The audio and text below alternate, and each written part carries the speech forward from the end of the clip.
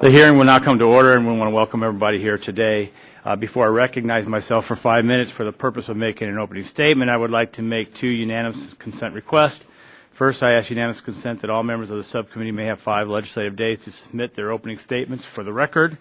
And secondly, I would like to ask unanimous consent that both Representatives McKinley and Markey, both non-members of the subcommittee, be permitted to sit in and ask questions of the witnesses on our panels after all sitting members of the subcommittee have been afforded their opportunity to ask questions.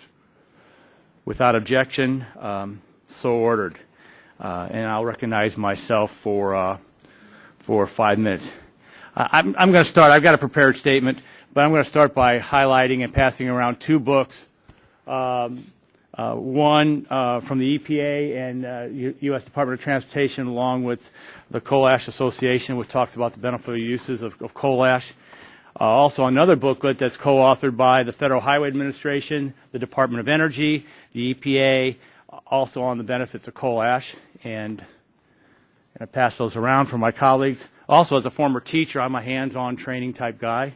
So I'm going to also pass around now, if you're afraid of toxicity, don't touch. But if you're not, like me, you can see all of these beneficial uses of fly ash and coal ash in reclamation and in production of stuff that you wouldn't even imagine. Countertops, shingles, gypsum.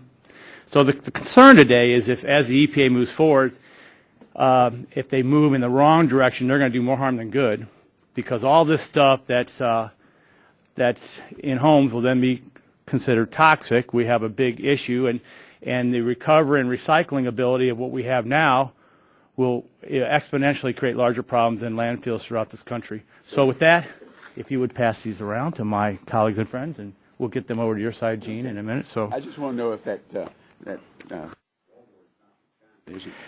this is good American-made wallboard with fly ash from U.S. coal-fired power plants. So today's legislative hearing on 1391 to prohibit U.S. EPA from regulating fly ash waste, bottom ash waste, slag waste, and flue gas emissions control waste generated primarily from the combustion of coal and other fossil fuels under subtitle C of the Solid Waste Disposal Act, or in plain English, forbid EPA from designating coal combusting residuals as hazardous waste under the Solid Waste Disposal Act.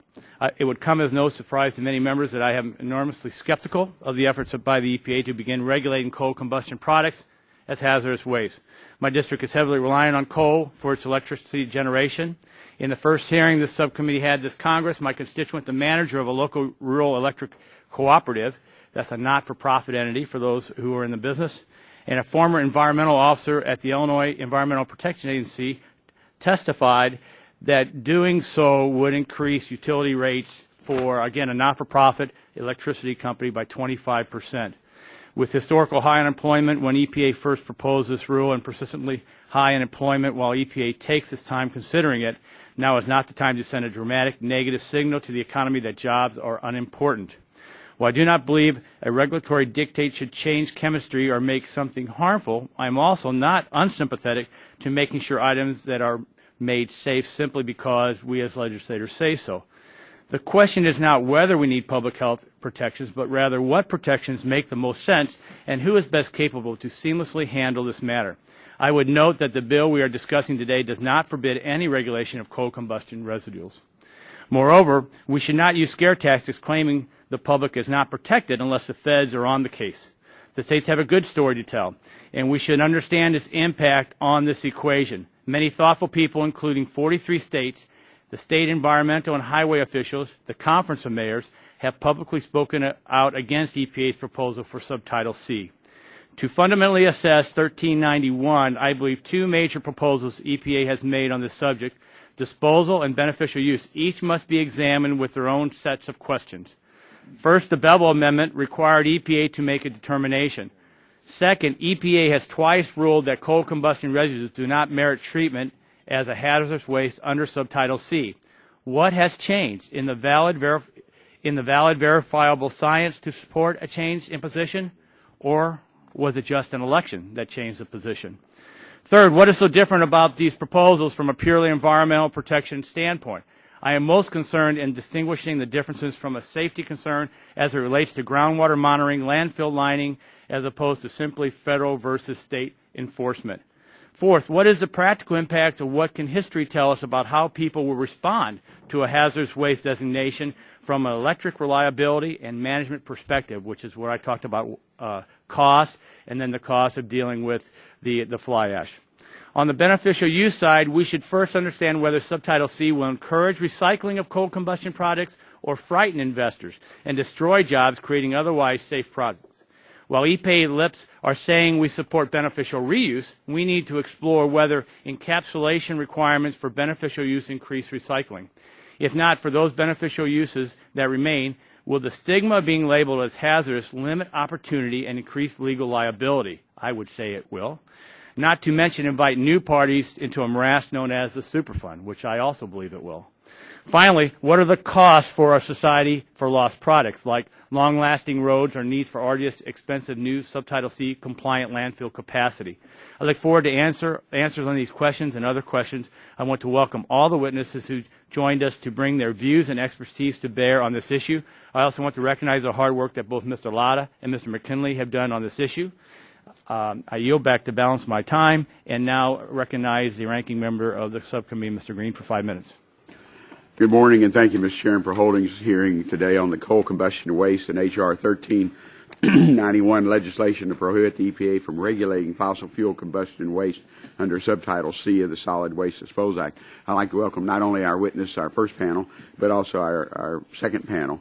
The last hearing we had on coal combustion waste was in 2009, and this is the first hearing we've had on coal ash since the EPA has issued proposed regulations. Coal generates approximately 45% of the power in our country. As we hear from our witnesses today, coal ash can be recycled and converted into everyday materials. In 2008, 136 million tons of coal combustion waste was generated. Industry estimates indicate that 8% of it's disposed in mines as mine fill. 37% is used in such capacities such as concrete, cement, gypsum wallboard, and structural embankment fill that our chairman gave us some examples of. Promoting recycling of coal combustion waste serves both an economic and environmental purpose. There are companies that specialize in producing recycled coal ash products, and this prevents coal ash from ending up in landfills.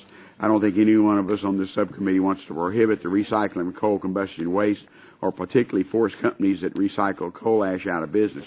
However, we must ensure that public safety and health is also taken into account as we consider legislation on this issue. In 2008, the Tennessee Valley Authority's Kingston, Tennessee plant released 1.1 billion gallons of coal ash slurry through a breach in an impoundment pond.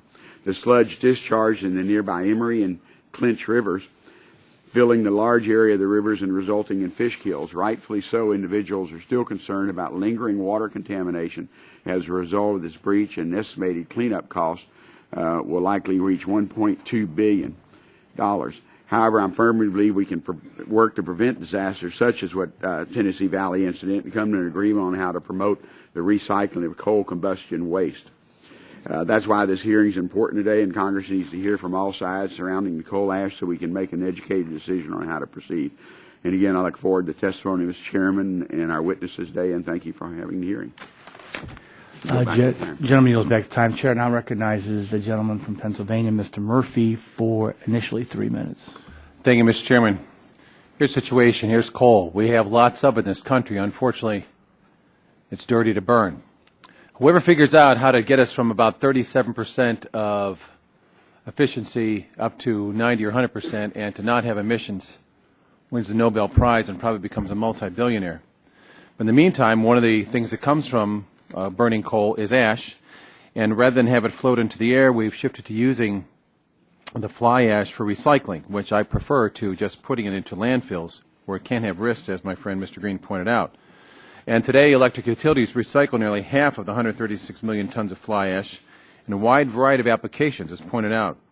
Now, no one disagrees that those who violate current regulations should be vigorously prosecuted and held fully accountable.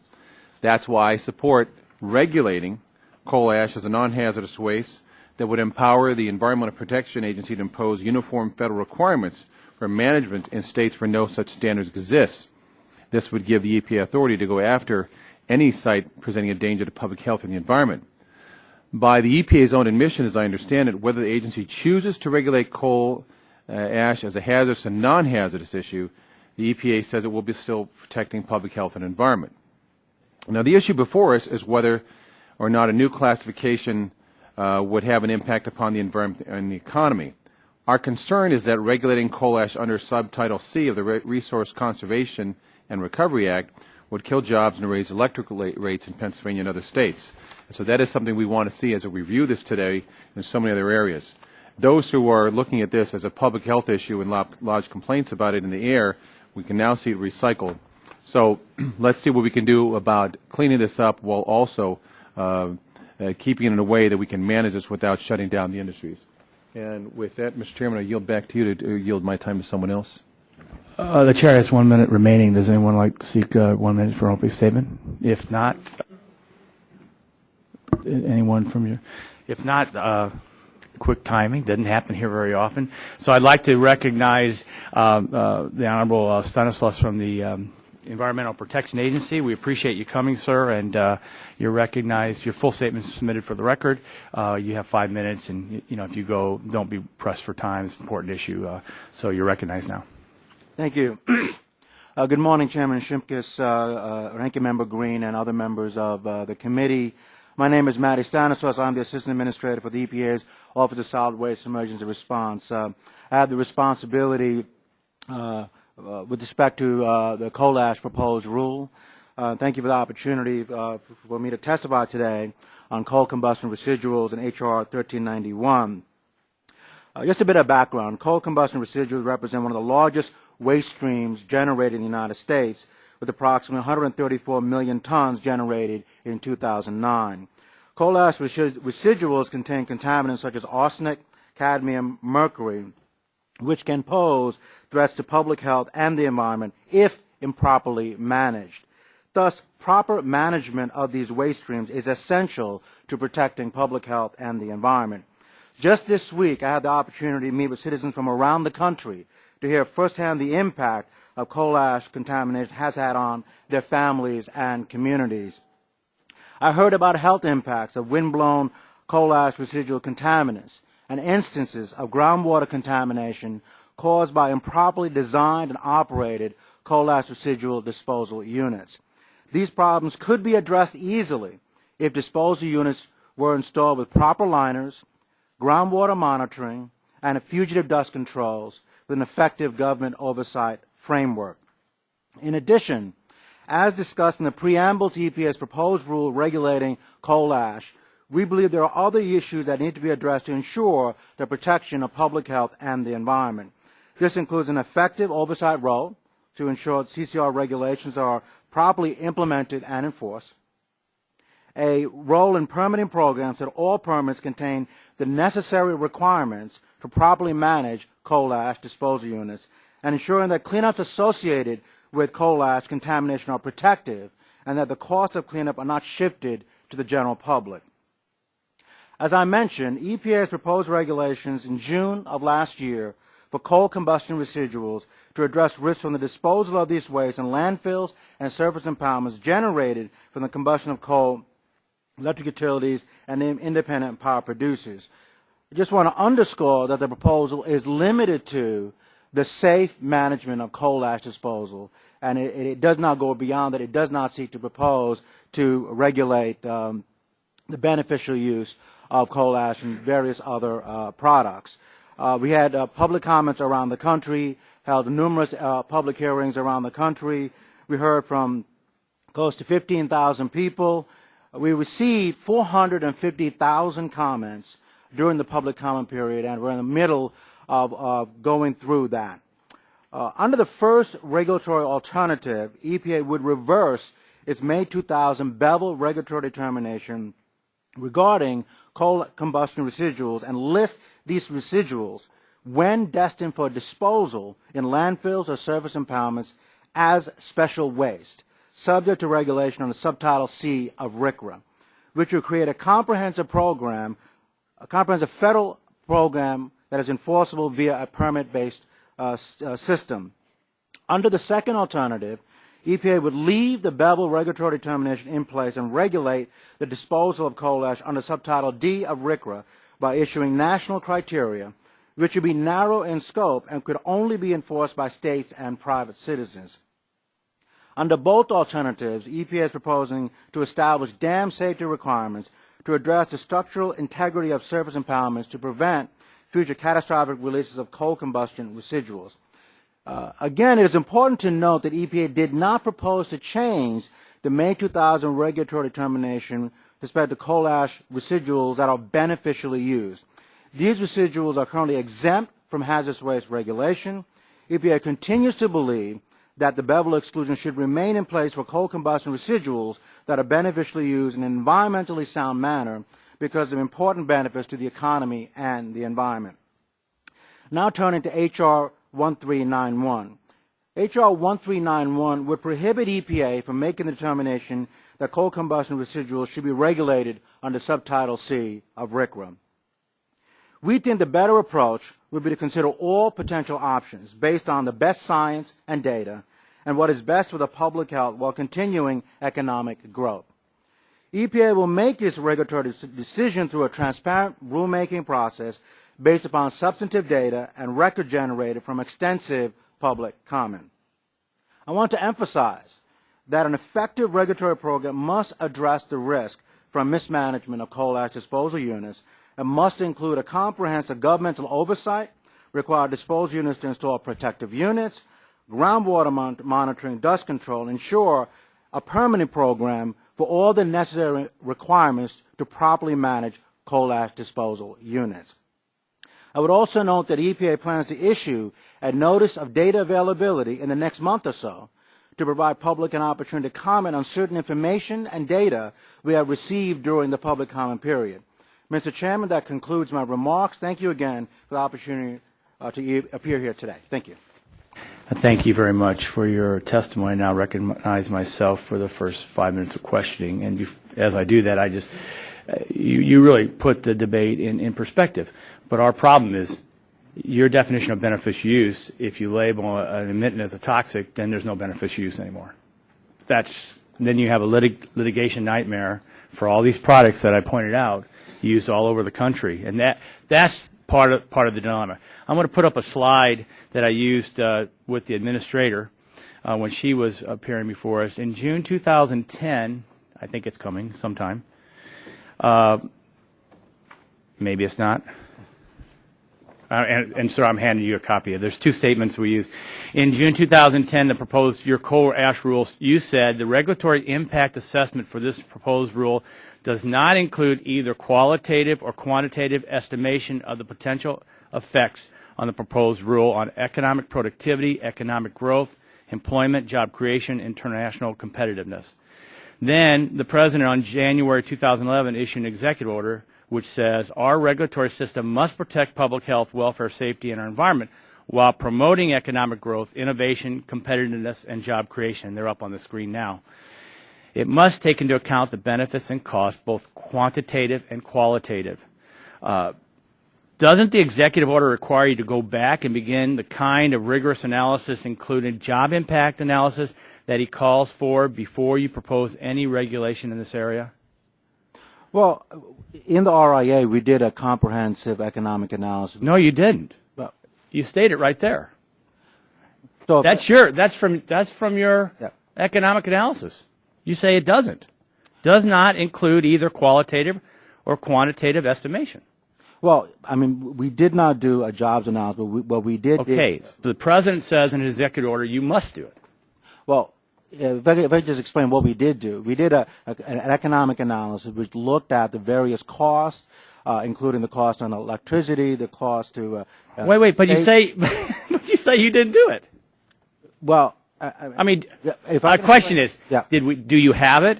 Can you forward us that information? Can you show us your analysis? Sure. Because based upon your statement in the report, you did not, and the President executive officer says you must. So we're just trying to figure out if you've done it. Well, yes. I mean, we did do an economic. Is it a part of the official submission of the report? In the proposed rule, we did submit an economic analysis. We looked at both the costs and benefits of the rule. And Well, again, in terms of, we did receive a lot of data. Okay, well, let me put it this way. This will give us a great opportunity to hand this over to the O&I subcommittee to do a proper investigation if we're hearing one thing and seeing another thing. All we can do is read what the EPA has produced for us. And we know what the President has said. Part of our issue on jobs and the economy is let's have science-based research, but let's make sure we understand the impacts of jobs. Mm-hmm. Now, again, your statement says for this proposed rule does not include either qualitative or quantitative estimation of the potential effects of the proposed rule on the economic productivity, economic growth, employment, job creation, or international competitiveness. Yeah, we did not do a direct jobs analysis. But we did. Well, okay, now, if you have not done a direct jobs analysis, are you not complying with the President's executive order? I would submit, and I would check with your attorneys, that you are not complying with the President's executive orders. And I would also then request that we look at a way in which we can go back and use the instructions in which the President has asked to put that as part of the analysis of this. Because as we see these recycled materials, if they do get labeled, as it will have severe impact. And we will be importing gypsum from China, which may have, and we already know has environmental problems, versus our own gypsum-created wallboard. So this is not a small thing. I mean, this is what's got a lot of us concerned. When I had a co-op, electric co-op, testify, a lot of places in rural America are served by rural electric co-ops. They're not for profits. They're kind of what make rural America great. They said they projected their increase in electricity costs would be 25% to their consumers. In small town rural America, and it's an era that we can't do. That's why many of us were pleased with the President when he did this executive order, and we would hope that we'll have this debate, but let's comply with the President's executive order. My time's expired. I yield to If I can just quickly respond. I mean, we are looking at data submitted with respect to the economic impacts, but in our analysis, we did also look at the beneficial use industry. And no, I understand that, but I'm just going based upon the President's changed course in January because of jobs and said we've got to look at the job and economic impact, and our concern is that is not happening in the agencies yet. And my commitment is all economic data has been submitted on the record. Well, we'll get a evaluate that. We will get a chance to evaluate that. I yield now to the ranking member for 5 minutes. I have a series of questions, but I really want to ask is that since about 45% of coal ash now is used, whether it be mine fill for 8% or about 37% in beneficial uses, would that be prohibited under EPA's ruling, considering this coal ash under RECWA? It would not be prohibited, nor are we seeking to regulate it under the rule, although we are seeking comments on that. Because frankly, I think for years we've tried to, it's great to be able to have beneficial uses. The Port of Houston, when we did our dredging, we found that the toxicity is not there, so we can use it to build islands and bird islands and lots of things. I'd like to see us raise that percentage for coal ash to other things so we wouldn't have to worry about it. Now let me get to my questions. The coal ash rule is a matter of great interest to the subcommittee in our district. Unfortunately, the specific requirements of two proposed alternatives have not been clear. I appreciate the opportunity to hear directly from the agencies. Some have said that the subtitle C regulation would require disposal in a hazardous waste landfill. Is that true? Well, for coal ash? It would require a disposal under a disposal unit pursuant to the rule under subtitle C. That is right. Okay. What controls would be required for that? Of the over 50% that we can't use for beneficial uses, what controls would be required under subtitle C for coal ash? Well, the controls that we've identified is those to ensure to prevent the mismanagement which have been documented in the rule. Things like a composite liner, things like groundwater monitoring, things like an effective government oversight to ensure that there is no mismanagement. And when there is contamination, there is cleanup of that contamination. I guess I'm not familiar with coal ash coming from, but I have a lot of residue from some of our refineries. We literally have mountains of carbon that we can't burn in our country, and we ship it overseas. And would that be similar to what would be the residue from a refinery that's regulated? I see the sprinklers, I see the control on it. Would that be similar, considering coal ash, what we have as a residue from our refineries?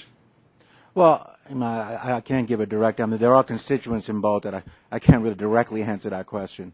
Okay. Are these controls more burdensome than what's currently required under subtitle D? Well, our proposal envisions either a C or a D, and one of the differences, some of the differences include the ability for federal enforcement, ability to have a permit program, and ability to have government oversight to ensure these are implemented in a safe way. So right now there's no federal regulation? That's right. Okay. Some have said that the EPA, it finalizes a rule under subtitle C that the beneficial use would be prohibited. Is that correct? That's not correct. Okay.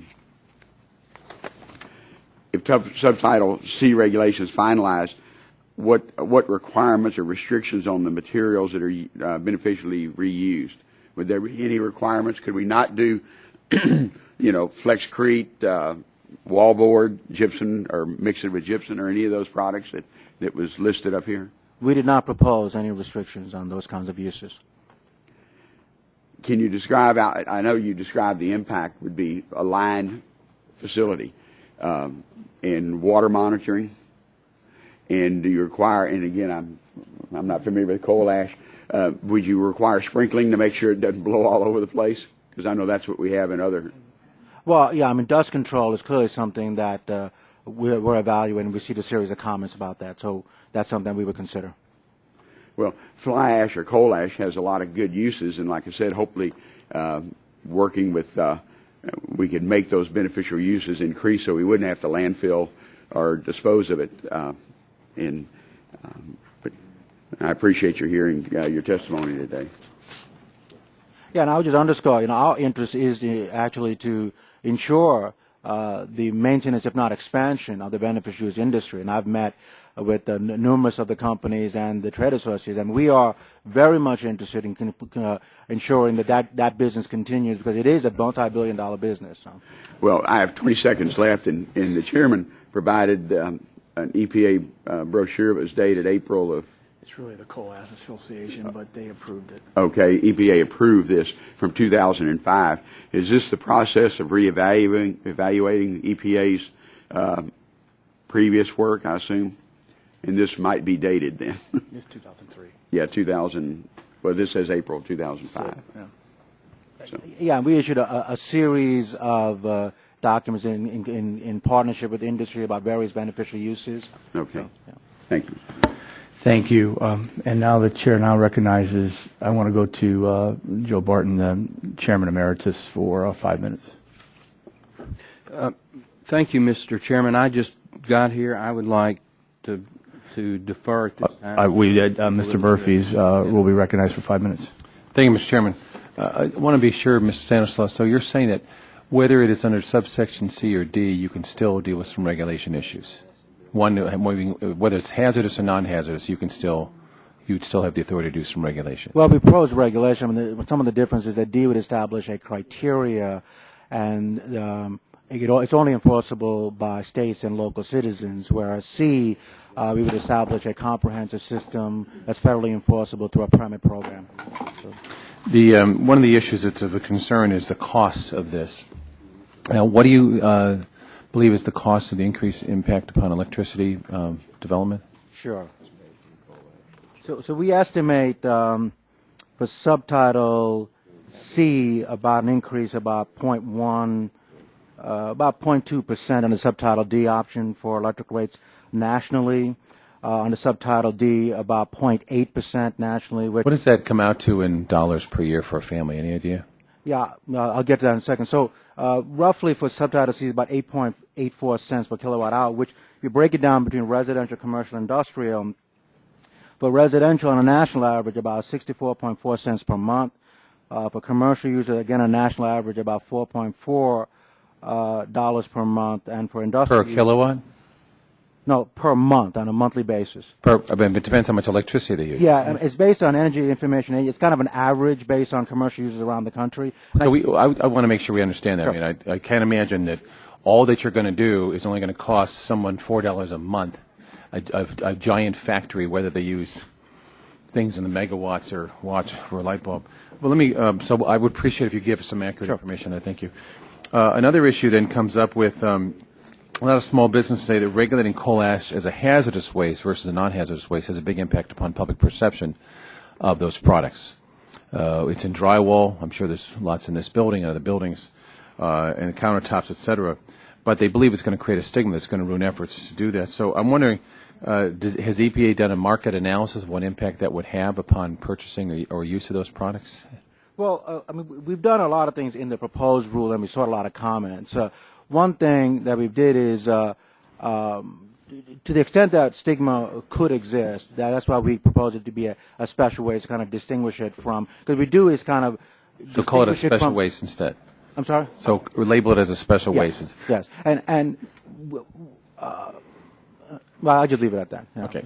Because what I'm concerned here is that we've already are aware that a lot of our coal is going to China and India and other countries. Products are made there in factories and coal-fired power plants that have little or no emission controls, and that's already a concern. Secondly, of course, the requirements for scrubbers has been an important way of removing emissions from the air. And I'm concerned also about unstable landfills that could cause slides and disrupt communities, et cetera. But my concern overall is that how do we handle this the right way? But let me ask this: how does the toxicity of fly ash compare with that of cement or in producing concrete? Is there a different comparison analysis of that? Well, a lot of coal ash actually is used to make cement, and so one of the things that we look at in analyzing the risk of benefits is look at both how it's used, but look at comparable constituents that the coal ash would displace. And I should also note that there are numerous compounds which are listed under subtitle C that has in fact been recycled significantly. I can provide to you a list of all of those compounds. Well, I mean, that's important. I mean, I want to make sure, look, we're all concerned with clean air, land, and water. But I want to make sure that we have accurate information here and we're not simply exporting a problem to have it re-imported in air and in products. And this is where I really look to the EPA to be a solid science, but also do a solid economic analysis for us, too. We're just exporting and re-importing here. Do you plan to seek a hazardous waste designation for municipal wet landfills if there's also some of these products at landfills too? We are not pursuing that at the moment. Okay. And so with regard to this, do you think states are doing a good job, or do you have some concerns about how the states are managing some of these issues now? Well, we clearly have identified in our proposal there's some mismanagement in circumstances. There's been documented damages from that mismanagement, including documented damages to groundwater. So those are the reasons that we are pursuing this proposal. Well, was some of the ratings that you gave because they were unsafe, or does it have to do with some other engineering documentation required? I mean, I'm curious what these ratings that you're talking about are from. I'm sorry. When you reviewed, for example, there's a statement here: the poor ratings were given because those units lack some of the necessary engineering and documentation required in the assessments, and not because the units are unsafe. This is from a release from the EPA, I believe. So there are two major risks that we're looking at. One is catastrophic failure, and so we've gone around. That's in the landfills and dams. Well, that's the dams, and so the Kingston is the most recent event. So we're trying to prevent catastrophic failures like that. Separately, we're looking at leaching of various metals, arsenic, for example, from mismanaged coal ash impoundments. So that the difference is the safety of dams and landfills versus recycled products. You're looking at those in a different way. Yeah. All we're seeking to do is ensuring where it's disposed, that is disposed safely. So prevent catastrophic failure and prevent leaching of the various constituents found in coal ash. Thank you. Thank you, Mr. Chairman. Thank you. The chair now recognizes the Chairman Emeritus, Mr. Dingell, for 5 minutes. Thank you, Mr. Chairman. I'd like to make a comment. It seems like we have a problem here, but it seems like we have the wrong cure. I hope my colleagues were listening to the remarks made by my friend from Texas, Mr. Green, because I get the distinct impression that our problem here is whether we regulate under subtitle D or subtitle C. And it is clear that we have a problem that is going to require some sort of improvement in regulation. Am I correct on that, Mr. Stanislaus? That's right. Okay. So do you have the authorities you need to regulate the ponds that seem to have brought us to this point? In other words, you had a great big break in a pond. It flooded everybody out with a nasty mess. Do you have the power to regulate that? Well, I mean, we propose a rule to do the best under the current legal framework. Well, but the industry doesn't want this stuff classed as hazardous, because that will reduce the possibility of it being used for useful purposes like drywall and cement and plaster and other things that might be valuable. I think that's something to which we should look. So if we gave the industry the authority they needed, rather than is needed to simply regulate the ponding, we would have pretty well abated the problem. Isn't that right? Well, I mean, clearly the Yes major or no? issue is coal ash impoundments and landfills. So Okay, so we got the boat, but we don't want to landfill this because it's a waste of a valuable resource and use of space and all other matter of things. Am I correct in that? yeah. Okay. So I think then that if we don't have to change it to be either subtitle D or C, all we got to do is to just give the EPA the authority to regulate the ponding. Is that right? And to do so in concert with the states, allowing the states to do so but under EPA regulations. Does this make sense? Yes. Yes? Yeah. Okay. Because the reporter doesn't have a nod button on her machine. So I think then that you would say you agree, and EPA generally agrees, that we should simply address the question of ponding. Does that solve the environmental problems, or does it solve the political problems we find ourselves affronted with? Well, clearly, we need to identify the specific items we've identified in the proposed rule. Things The like big problem is you got ponding that's not being well done. You have potential large risk to the population, right? yeah. Okay. So if we control that, we have dealt with much of the problem. Is that right? That's right. It's the disposal that's a problem. Yeah. So how much more needs to be done other than addressing the ponding problem? Yeah. I mean, it is the disposal problem and providing us the ability. I recognize that, but we're trying to sort out what the difficulty here is. And I find that there's a ponding problem. I don't see that we need to get into a fight over C or D, but I do see that we need to address that. Now, what other things are there that we need to address in order to solve the problem and to get an agreement here in the committee that we can go forward with that makes sense to us all? Well, it depends on what authority. Dear friend, Harry Truman one time talked about he hoped he met a one-handed economist. And everybody said, why do you want to meet a one-handed economist? He says, because the damned economists are always saying, on the right hand or on the left hand. All I want is an answer. Now, what other things do we got to do here to resolve the problem? My time is running. I got 56 seconds. I'm going to let you try to respond, but I hope you can do it within the 51 seconds that remains. Sure. To have an effective program, we need to have a permitting system to have effective oversight and some basic requirements like groundwater monitoring for the disposal. Traditionally, this committee has asked for drafting service, where you submit to us your specific recommendations on what we do to address this problem in a fashion that enables EPA to do the things that have to be done so we can get this problem out of our hair, solve the difficulties of the people, let you folks do your business, make the states happy, and go about our business dealing with the other big problems. And Mr. Chairman, I want to commend you for having this hearing because it's a very useful exercise, and I appreciate your leadership on the matter. Please get me the answers to those questions, and thank you very much. I will do so. Chairman. Thank you, Mr. Dingo. Look forward to working with you on this. And I'd like to recognize Chairman Emeritus Barton for 5 minutes. Thank you, Mr. Chairman, and I want to thank you also for allowing me to defer my questions, but I appreciate being able to do it now. I want to associate most of what Chairman Dingell said, myself, with what he said. I do substantively agree with his logic that we've got a pond problem, perhaps, or impoundment problem. The coal ash itself, I don't believe, is a hazardous waste problem. I do appreciate you being here. We've had a little trouble apparently getting the right telephone number or email address at EPA, so somehow we got you to come, and we give you at least 1 star for showing up. It's a good thing. I only get 1? Well, depending on how you answer my question, be lucky you're getting 1. I don't give out many stars to the EPA.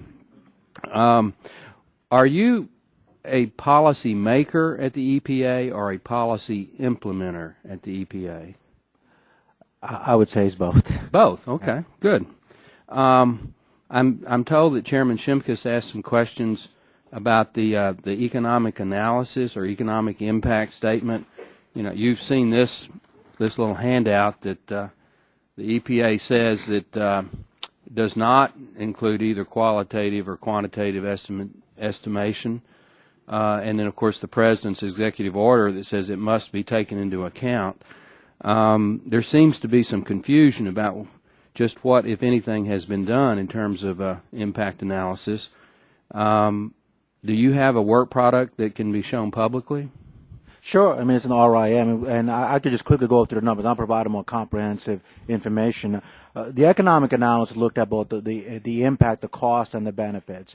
So, for example, impacts on the utilities, impacts on the states, as well as the benefits from avoided groundwater impacts, avoided catastrophic failures. And I could quickly go through numbers of C and D, if you'd like for me to do it right now. Well, Will you, gentlemen, yield just for a second? Because, but my understanding on this analysis, there's nothing about jobs, the effect on jobs. And I would encourage you to sit through the next panel and listen to the next panel testify about the impacts on jobs. You might be enlightened. Yield back. Well, the point one is you say you've now done one, which seems to be a step forward. If you could just provide that to the committee staff on both sides so we could take a look at it, and then we'll probably have some follow-up questions. I would assume the bottom line of that analysis is that this rule is the greatest thing since sliced bread, and it needs to be implemented immediately to protect public health and safety, because if it doesn't, we're going to be inundated in a tsunami of coal ash waste. Am I far off the mark on that? I mean, we do propose 2 options, and we identify the cost and benefits of both options in the rule. So we've also received lots of economic data during the public comment period that we're sifting through now, and we're going to reanalyze it based on that and make the most informed judgment balancing public health protection and economic consequences. Do you, as an EPA official, agree with what Chairman Dingell said, that coal ash waste does have beneficial uses? Well, absolutely. Okay, and so there are these products that we've been passing around that they're useful, and so would you agree on the record that it would be a good thing if we could find our way clear to make sure that those types of uses continued to be an option? Oh, absolutely, and we would. I've met again with the industry numerous times, and we want to do it separate from the rule, because we're not actually proposing to do anything with beneficial use, but also more proactively work with the industry as we have sought to do for many years. Okay. Now, this is actually a legislative hearing, so we have a proposed federal law. What's EPA's main objection to the pending bill? Well, it is that we want to make the most informed judgment based on all the data on the record, and ensuring that the rule that best provides public health protection, as well as ensuring the economic benefits are maintained, is done. And so by this, it would remove that one option and not allow us to more fully make a decision based on all the data and all the 450,000 comments that we've received. Well, my time's about to expire, but going back to Chairman Dingell's original presentation, wouldn't it be better to work with the states to come up with a pond impoundment improvement programs? Isn't that the problem? The problem is not the coal ash itself. The problem is that some companies apparently didn't maintain their impoundment mechanisms correctly, and we had a failure. I mean, that's the primary problem. Don't you agree? Well, I agree, and I believe the states are a very strong partner and a lead regulator on this. And I think the intention is to really have a national framework for this to be done safely. Okay. Thank you. Thank you, Mr. Chairman. Thank you. Thank you. Now, Mr. Waxman, are you ready? The chair now recognizes Chairman Emeritus Mr. Waxman for 5 minutes. Thank you very much. Mr. Stanislaus, I appreciate your being here today. EPA has made two alternative proposals to address the safe disposal of coal ash. The agency could regulate it under subtitle C of RCRA. Alternatively, they could act under subtitle D. The purpose of the legislation we're examining today is to ensure that EPA does not regulate the safe disposal of toxic coal ash under subtitle C. I'd like to explore with you some of the differences between regulating these wastes under C as opposed to D. If the EPA finalizes a regulation for coal ash under subtitle C, there would be a minimal standard for the safe disposal of toxic coal ash that would apply consistently in every state. The practice of coal ash impoundments would be discontinued and safe disposal would be federally enforceable. Is that correct? That is correct. Okay. If the EPA finalizes a regulation for coal ash under subtitle D, will states be required to adopt or implement those requirements? No. Would a regulation under subtitle D be federally enforceable? No. Would subtitle D regulation ensure that all states meet some minimal level of protection? No, the state would not have to pick up the requirements. Under subtitle D, there would be no required state action. There would be no federally enforceable requirements. States would have complete discretion to implement the requirements or not as they see fit. Can you explain to us how this approach to regulating coal ash under subtitle D would compare with the authority EPA has to regulate municipal solid waste under subtitle D? Yeah, the municipal authority would permit EPA to, as it has in the past, review and approve the municipal solid waste program, and we don't have that authority with respect to coal ash under currently D. I should also note that even under municipal solid waste, there's no enforcement authority by EPA. EPA has more authority to deal with municipal solid waste than it would for coal ash. Under D, that is correct. Yeah. So if EPA acts under subtitle D, the EPA would have more authority over household garbage than it would have over coal ash. The way it's currently structured, that's right. It's incorrect to consider subtitle D regulation as roughly equivalent to subtitle C regulation. It's not equivalent. It will not create federal or state enforcement of necessary public health and environmental protections. Thank you, Mr. Chairman. I yield back the balance of my time. And I thank you. Chair now recognizes my colleague from Kentucky, Mr. Whitfield, for 5 minutes. Thank you very much, and thank you for being with us today. How long have you served as an assistant administrator at EPA for this area? I've been in the office since June 2009. 2009. And where were you prior to that?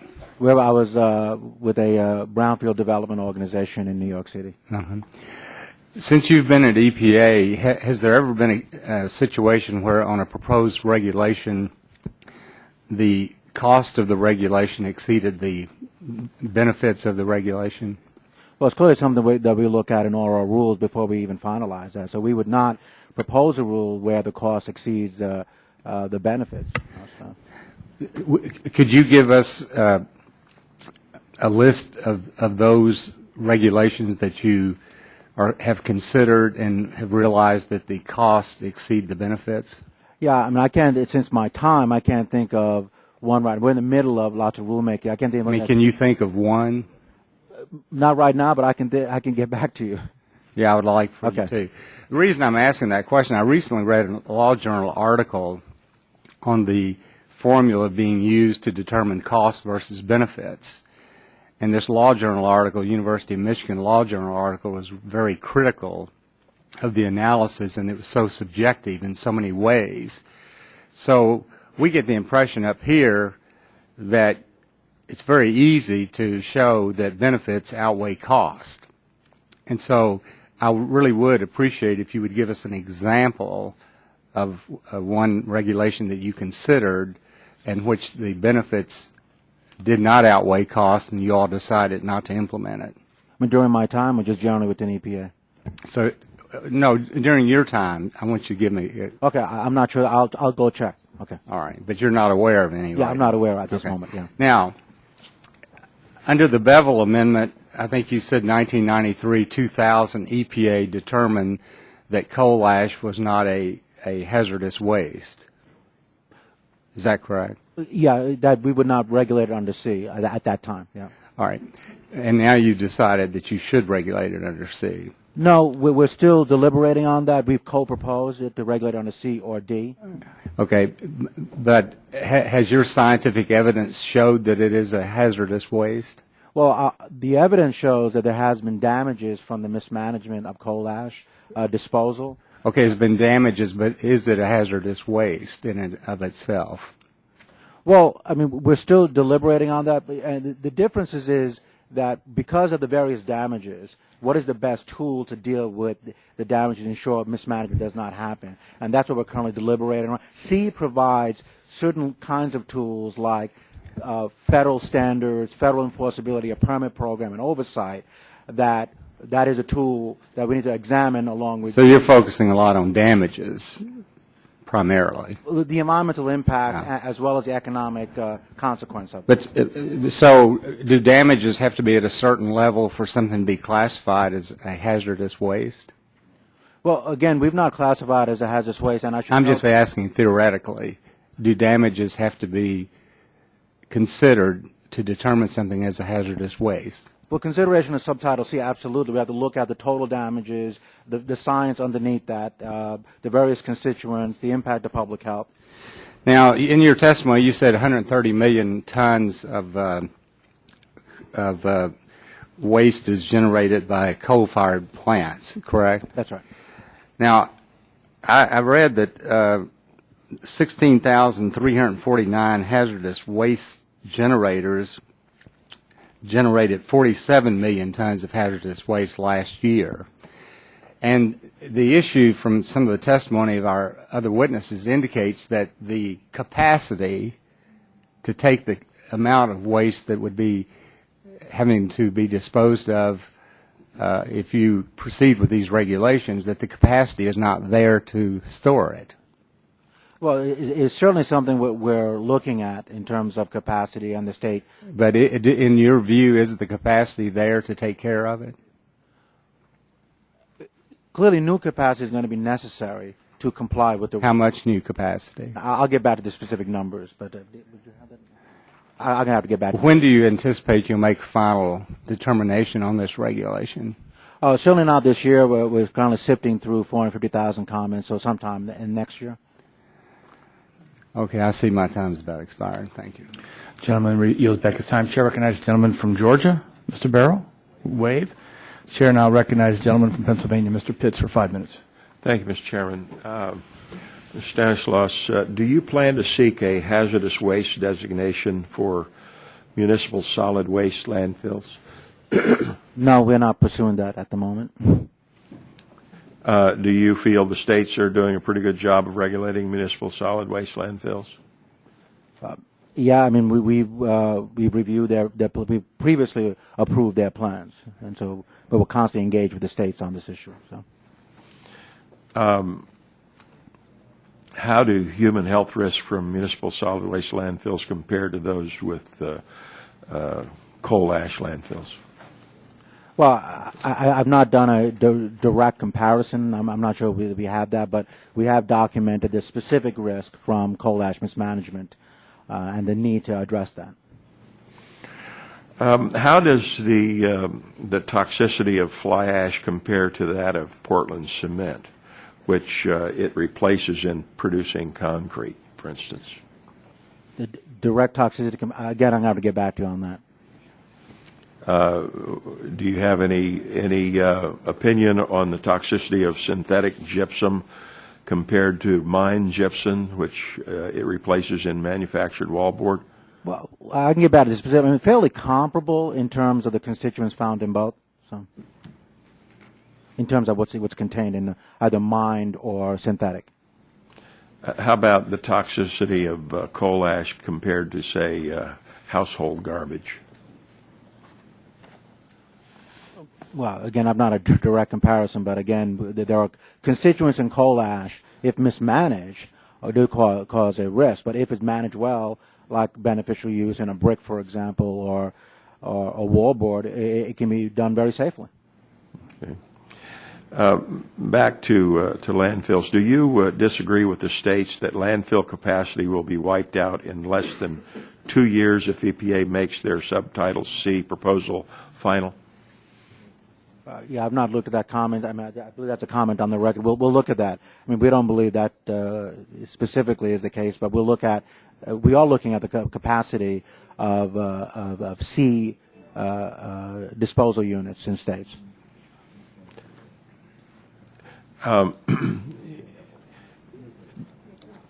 As head of the waste office, do you have any plans for streamlining permitting to ensure new landfill capacity? If you create the EPA's subtitle C designation? Well, clearly our interest is to have a very streamlined program, not just within C, but throughout. And as part of the President's regulatory review, we're looking at numerous opportunities to streamline and bring efficiencies to our programs. Okay. Another question on coal ash. Does coal ash qualify as a hazardous waste based on its toxicity pursuant to REC or a mandated T-clip, the test? Well, that's clearly something we're doing, and I should note that our proposal is designated as a special waste, not a hazardous waste, because that distinguishes it from the disposal concern that we're seeking to address. Expand on that, please. Sure. One, there are other compounds because of the inherent nature they're listed as a hazardous waste. We felt in this case, both because if there was a perception of stigma, we wanted to kind of distinguish it from waste that are inherently hazardous. So we're only seeking to address the disposal of it. So that's why we proposed to designate this as a special waste and to include all of the tools within C, like federal, like government oversight and a permitted program. Did that answer your question? Yep. Okay. Would the gentleman yield? Yes. Right. So I hear you. I mean, I think that's kind of the direction a lot of us know that we need to go. But what you're not saying is, when you identify it as a special waste, will that be under subtitle C as a toxic waste? It will definitely be on the subtitle C. Okay, well, then we're not going that way. So I yield back. Chair now recognizes the gentleman from Louisiana, Mr. Cassidy, for 5 minutes.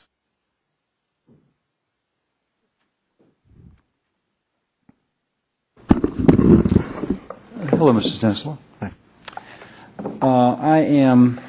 I know just enough to be terribly confused. Okay, and I'm between two committee hearings, so I apologize if you've already answered some of this.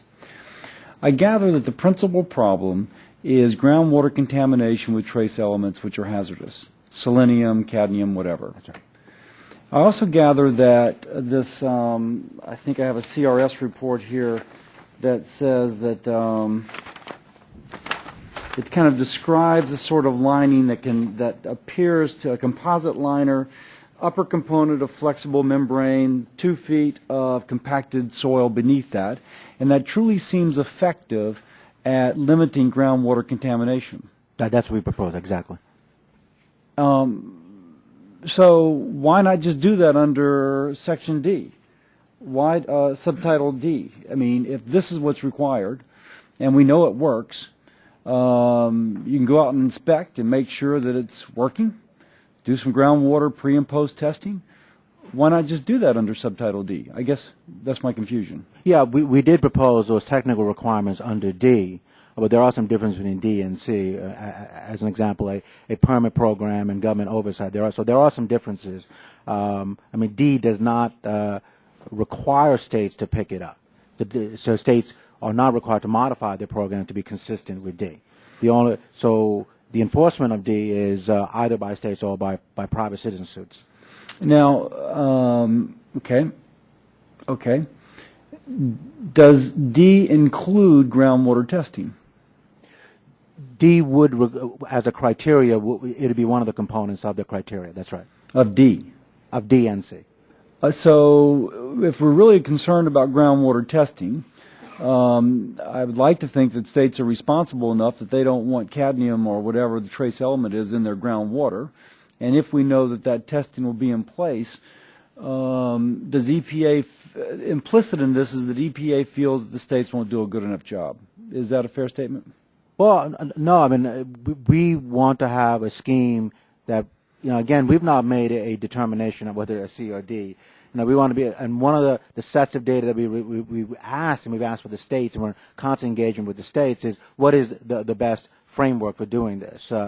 D sets a criteria that is effectively what I would characterize as self-implementing. So it's up to the companies to kind of implement that. And so the enforcement and oversight is a real kind of key component to ensure safe management of disposal. And not just the companies to implement, but it also puts a burden upon the states to ensure implementation, correct? I mean, the states, once they know it's a health hazard, theoretically states don't want their groundwater contaminated. And so theoretically states are going to act in the best interest of their citizens, just as the federal government is going to theoretically act in the best interest. So I guess, and as a Republican, of course, I like to give more responsibility to the states than to the federal government. But again, I go back to this implicit. It seems as if you're a little concerned that the states may not be up to the responsibility. No, either way, the states would have lead responsibility under C or D. Okay, but C would have a bigger role for EPA, if you will, the oversight of the states' oversight. Yeah, I mean, so EPA would ensure that the states comply with these requirements, but ultimately the goal is to have the states run the program. Okay. Now, allay my fears. My city, I represent, the metropolitan area, Louisiana, Baton Rouge, has been under non-attainment for quite some time. We can't build out our industry because we're under non-attainment, so we can't create jobs by a plant expansion, if you will. We're under Region 6, and I'm told by credible sources that they've been sitting on our application for 3 or 4 years, that we are not getting our application to be under attainment processed in a quick way. Of course, the cost of jobs. No explanation given, just not processing. So I guess my concern is that whenever the EPA is giving oversight, ultimately it means that they really control the process. Is it possible that, of course it's possible, but how would you address the concern that once you have oversight of the oversight and you have the ability to yank the permit or to grant the permit, that it would be that same sort of bureaucratic Kafkaesque scenario where jobs aren't being created, energy costs are going up merely because somebody in Region 6 has decided not to process an application? Well, clearly that's not our interest, and the history of the C program is that we review, approve, and frankly get out of the way for the states to kind of execute that program. Okay. So while we retain oversight, but the real goal is to have the states execute the program, as we've done in other programs under C. Yield back, thank you. Gentleman's time expired. Kafkaesque is pretty impressive for someone from Louisiana. Chair now recognizes the gentleman from Ohio for 5 minutes.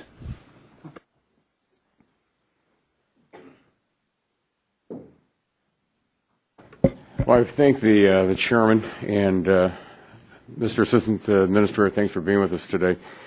As you can see, I represent 5th District in Ohio.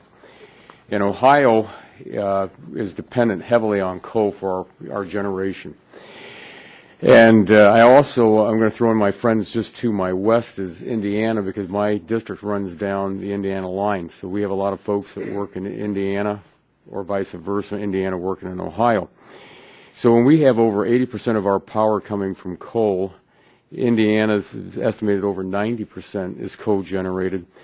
You know, my concerns go back to what the chairman was talking about a little bit earlier about, especially on the job side. And I'd like to ask you a couple of questions, if I may. First, on how, when EPA was looking at this, did you look at how high the electricity rates could rise for the states like Ohio and Indiana that are dependent on that coal for producing not only that electricity, but that's what turns on those machines at those factories that create those jobs in our states or retain those jobs in our states?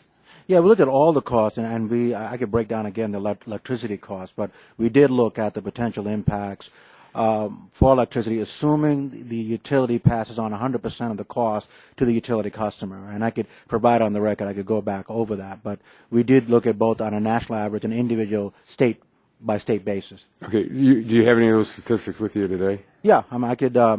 Like for Ohio, for instance, what would you see? What would you see if those costs were being? Quickly find Ohio.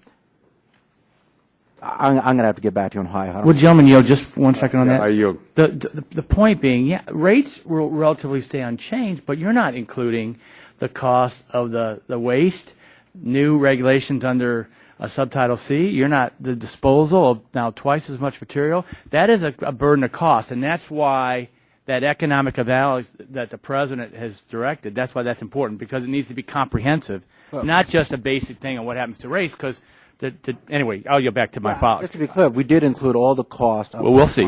Okay. We'll yield back to my friend. Oh, thank you very much, Mr. Chairman. Because under the Electric Power Research Institute, which is not an advocacy organization, it points out that a lot of the cost factors that EPA omitted from its electric rate impact analysis, and the EPRA says that proposed coal ash disposal regulations will cost 3 to 4 times more than your estimate. And that goes back to what the chairman was saying. And again, these costs that drive the businesses out of our states. And I know how bad it's getting, because even in Ohio, we're going to lose 2 members of Congress this time around, because we've got folks that are leaving the state, going to other states to find jobs, and our kids are leaving. And I think those are the things that we really need to know is that what we just not the rate, but all of the impact it's going to have on our states. If I could move on to another question. In your testimony, just to make sure I understand, on page 4 and then also page 5, could you define encapsulated and unencapsulated? Because you say that encapsulated, you're talking about concrete or wallboard. Now, when you're talking about concrete, is that in the dry form and the final form that it's actually after it's been made in? Yeah, it's the final form. Okay, so the powdered form would be the unencapsulated, correct? No, I mean, we kind of do the distinction with the final product. So there are some beneficial uses that are not essentially solid in its final form. So we do that distinction about certain stakeholders have raised concerns, and we're doing some research on certain unencapsulated use that we're doing more research on. So we don't have concerns or any significant concerns of like, for example, concrete, because its constituents are kind of embedded in that final form, and we don't believe there are issues. Okay, but again, pardon me for interrupting, you're referring then to concrete after it's set, not in the powder. Okay, because we've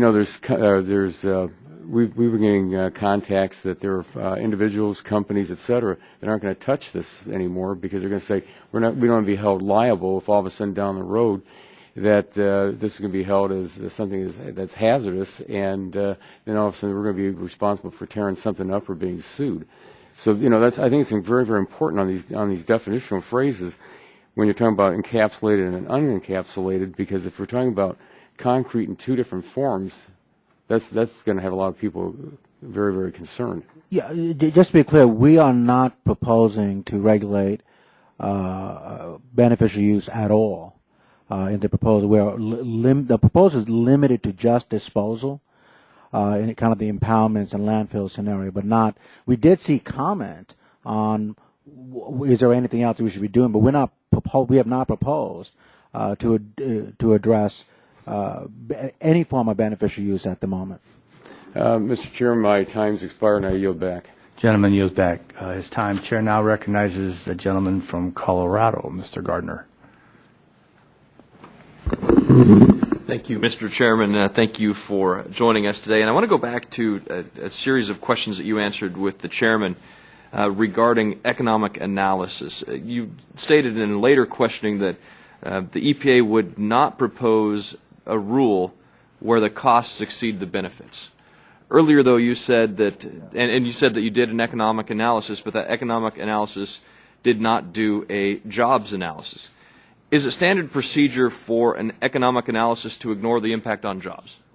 Well, we didn't do a direct analysis, and again, we sought further. So you did not do a direct economic analysis? No, we did a direct economic analysis of the various potential costs that we've identified, which includes cost of compliance by the utility sector, the cost to the states, as well as various benefits. But not a cost on jobs? Not directly. So what you did do a cost on jobs then? Indirectly? Well, we just looked at the direct cost from complying with the rule. So you did or you did not do jobs? No. So is it standard procedure then for an economic analysis to not include jobs? Well, and I can get back to on the specific details of how we do economic analysis. We do economic analysis based on the direct consequence of our rule. So you don't think your rule will have direct consequences on jobs? Well, I mean, we did an analysis of the various costs of that, and clearly we're cognizant of the economic consequence of our rule. So it does have an economic consequence? Sure, but we looked at both the cost and benefits of the rule. But you didn't look at jobs? Not directly, no. So we looked at, for example, the impact on the utility industry. And clearly... So there's no impact on the utility industry on jobs? Well, we didn't do that direct analysis. So there is an impact on cost to the utility industry, and that translates to potential increase, as I noted earlier, some rise in utility rates. So do you believe then that an economic analysis that fails to show the full picture on jobs, is that an adequate economic analysis? Well, I mean, we think we did a comprehensive analysis of the total cost of the cost and benefits of the rule. But clearly, we received a lot of data on various forms of economic analysis that we're looking at it very hard right now. So let me just ask that question, and I think it's a yes or no answer. Do you believe that an economic analysis that fails to show the impact on jobs, is that a complete economic analysis? Well, clearly we all, and the President has made that commitment. We have to look at job consequences of everything. So then the answer is no, it's an incomplete economic analysis. Well, I think the economic analysis pertinent for every rule is going to differ. And I can get back to you on the reasons. Well, no, I'd just like to know, I mean, is it your position, is it the EPA's position that an economic analysis that fails to take into account jobs, is that a complete economic analysis? I mean, to me, I don't know how you can talk about economic analysis without talking about jobs. So I guess I'd like to know, and you said that you would not propose a rule where the costs exceed the benefits. Yeah. But if you're not taking into account jobs, I just don't see how that goes. What other rules has your office or the EPA promulgated that hasn't focused on jobs or taken into account jobs? Well, I mean, I will get back to you on the rules. But yeah, I'd like to see a list of all the rules you proposed that haven't taken into account jobs. And then the executive order that was issued, will you ask for a review under the look-back provisions of the executive order so that it does take into account the effect on jobs? Well, clearly we would look at any job consequences. But you haven't, and you said you won't, and you didn't. Well, as I explained earlier, we have to look at the direct consequence of the rule. And so to the extent that there are direct job consequences, we will take a look at that. So you have taken a look at jobs? We have not directly taken a look at jobs. But you just said you would, that your answer just then said that you would take a direct look at direct jobs. Yeah. So you have or you haven't? Not directly in the rule, in the proposed rule. I guess I'd like an explanation to know whether or not the EPA considers jobs in their analysis, whether you have, and whether or not the EPA's position is to consider jobs when it does an economic analysis. We definitely consider the consequence of jobs in all our economic analysis. But you didn't. But the form of the economic analysis is really driven by the requirements of the rule. You know, this sounds like an answer for, well, anyway, I think Yogi Berra could have some interesting comments on we have, we haven't. What does is environmental justice considered in the economic analysis? I don't believe directly, no. And we just look, the primary environmental benefit that we're trying to avoid is avoidance of contaminated drinking water. So environmental justice was not a part of your... We did do an environmental justice analysis. But not jobs. No, but in terms of the economic analysis, we looked at the benefits of avoiding, for example, drinking contaminated drinking water or avoiding catastrophic failures. What does environmental justice mean to you? Avoiding the disproportionate impacts on certain communities. And that was considered under the rule? We considered, we evaluated that as... But disproportionate impact on the community does not include jobs? We certainly looked at the economic consequence of the rule. Well, I look forward to hearing... And I can provide you those details. Thank you. Gentleman's time has expired. Chair recognizes the gentleman from West Virginia, Mr. McKinley, for 5 minutes. Thank you, Mr. Chairman, and thank you for the committee to be allowing me to participate in this discussion. Thank you for being here. I've got several questions. I don't know how I'm going to get through them all in 5 minutes, but let me. Last week we had some testimony from Purdue University. Dr. Ridgway came in and explained some of the differences between the cost of handling between the fly ash if it were considered a hazardous waste. And she was suggesting that it would rise from $300,000 at a university to $25 million. Now, that's not a cost that can be absorbed by the taxpayers or but it's going to be directly passed on to the consumers. And in that case, you had indicated somewhere your analysis had been, I believe, $4 a month or $50 a year under a Class C, subsection C classification. I heard you make that testimony earlier. Whereas her number is closer to $600 a year. Was she wrong? Yeah, I'm not familiar with that. The previous number... We can get that for you then on that, but I think we need to take a look at that in the difference. Then you also talk about the beneficial use. And I heard testimony from our colleague from California refer to it as toxic fly ash. I don't know that, is the EPA saying it's toxic? We have... You agreed. I mean, you didn't correct him when he said toxic fly ash, and you sat there and accepted that. Is it toxic? We have, again, we're in the middle of a rulemaking, and whether it's regulated on a C or D is something that we're considering. Because if it's toxic, I think we should treat it a lot differently with it. I'm not interested in trying to pass this thing on, especially try to force it on the consumers if it's toxic. Yeah. And if it's a hazardous material, we shouldn't do it. I mean, you've referred to the studies in 1993 and the study in 2000 that both said it's not a hazardous material. Mm-hmm. The testimony is there. So I'm concerned that the EPA is continuing this mantra that's going to stigmatize a byproduct, an unavoidable byproduct of burning coal. Mm-hmm. And you talk about the whole administration is concerned with what you're doing.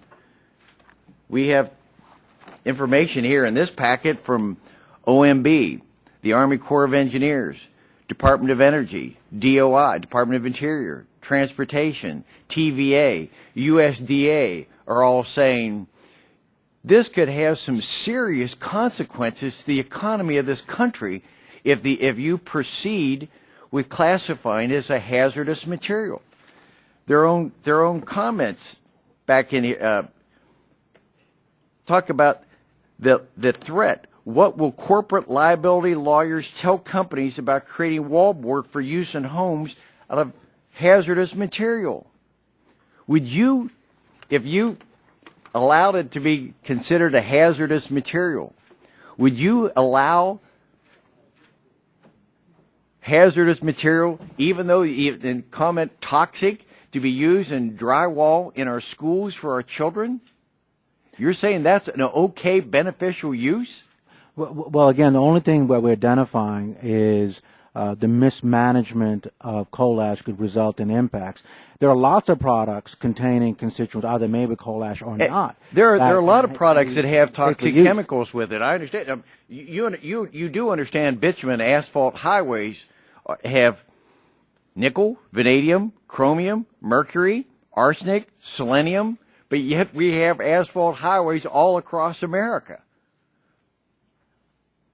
What I'm not sure I understand, since the concentration levels are quite similar between fly ash and asphalt, why we're singling out singling out fly ash for this issue.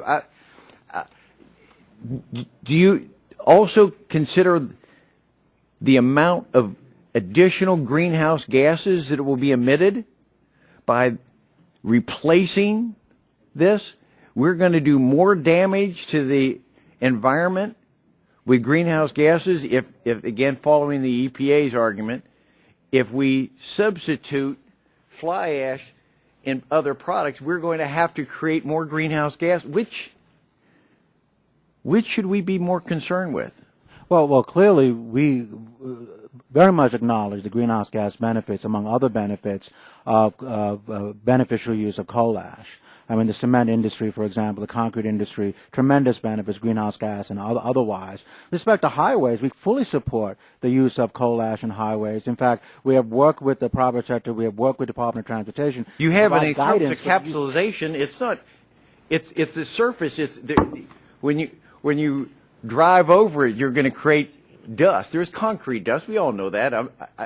I've designed plenty of highways in my days, and we all know that just simply using the highway, scraping it, the use of it is going to create more airborne debris. If you're going to call it a hazardous material, I think we've got problems. I'm afraid I've run over my time, but I look forward to hearing more from you in the days ahead on that. And just Thank you very much. I yield back. And just quickly, our perspective is safe handling, and we want to promote all the benefits. Absolutely, we all do. Yeah. Thank you. We do appreciate your time, Mr. Stanislaus. I know it was a tough morning, but we do appreciate this. I think there are some areas of consensus and agreement. Legislation has moved to ensure that we don't go in a direction that we think is going to be harmful to the economy and not make much of a difference in the safety of our citizens. So, if make any difference. There are some questions submitted to you for response. We'll leave the record open, and if you could reply in a timely manner, we would appreciate it. I would also just end by saying, on the retaining ponds, you all have authority under the imminent hazard authority on containment ponds. The language is may, so nothing's prohibiting EPA from doing containment ponds now under RCRA 7003 and Safe Drinking Water Act 1431. So I would draw that to your attention. And with that, I appreciate my colleagues for the first panel. Thank you, sir, for coming, and we'll sit the second panel. Okay, thank you.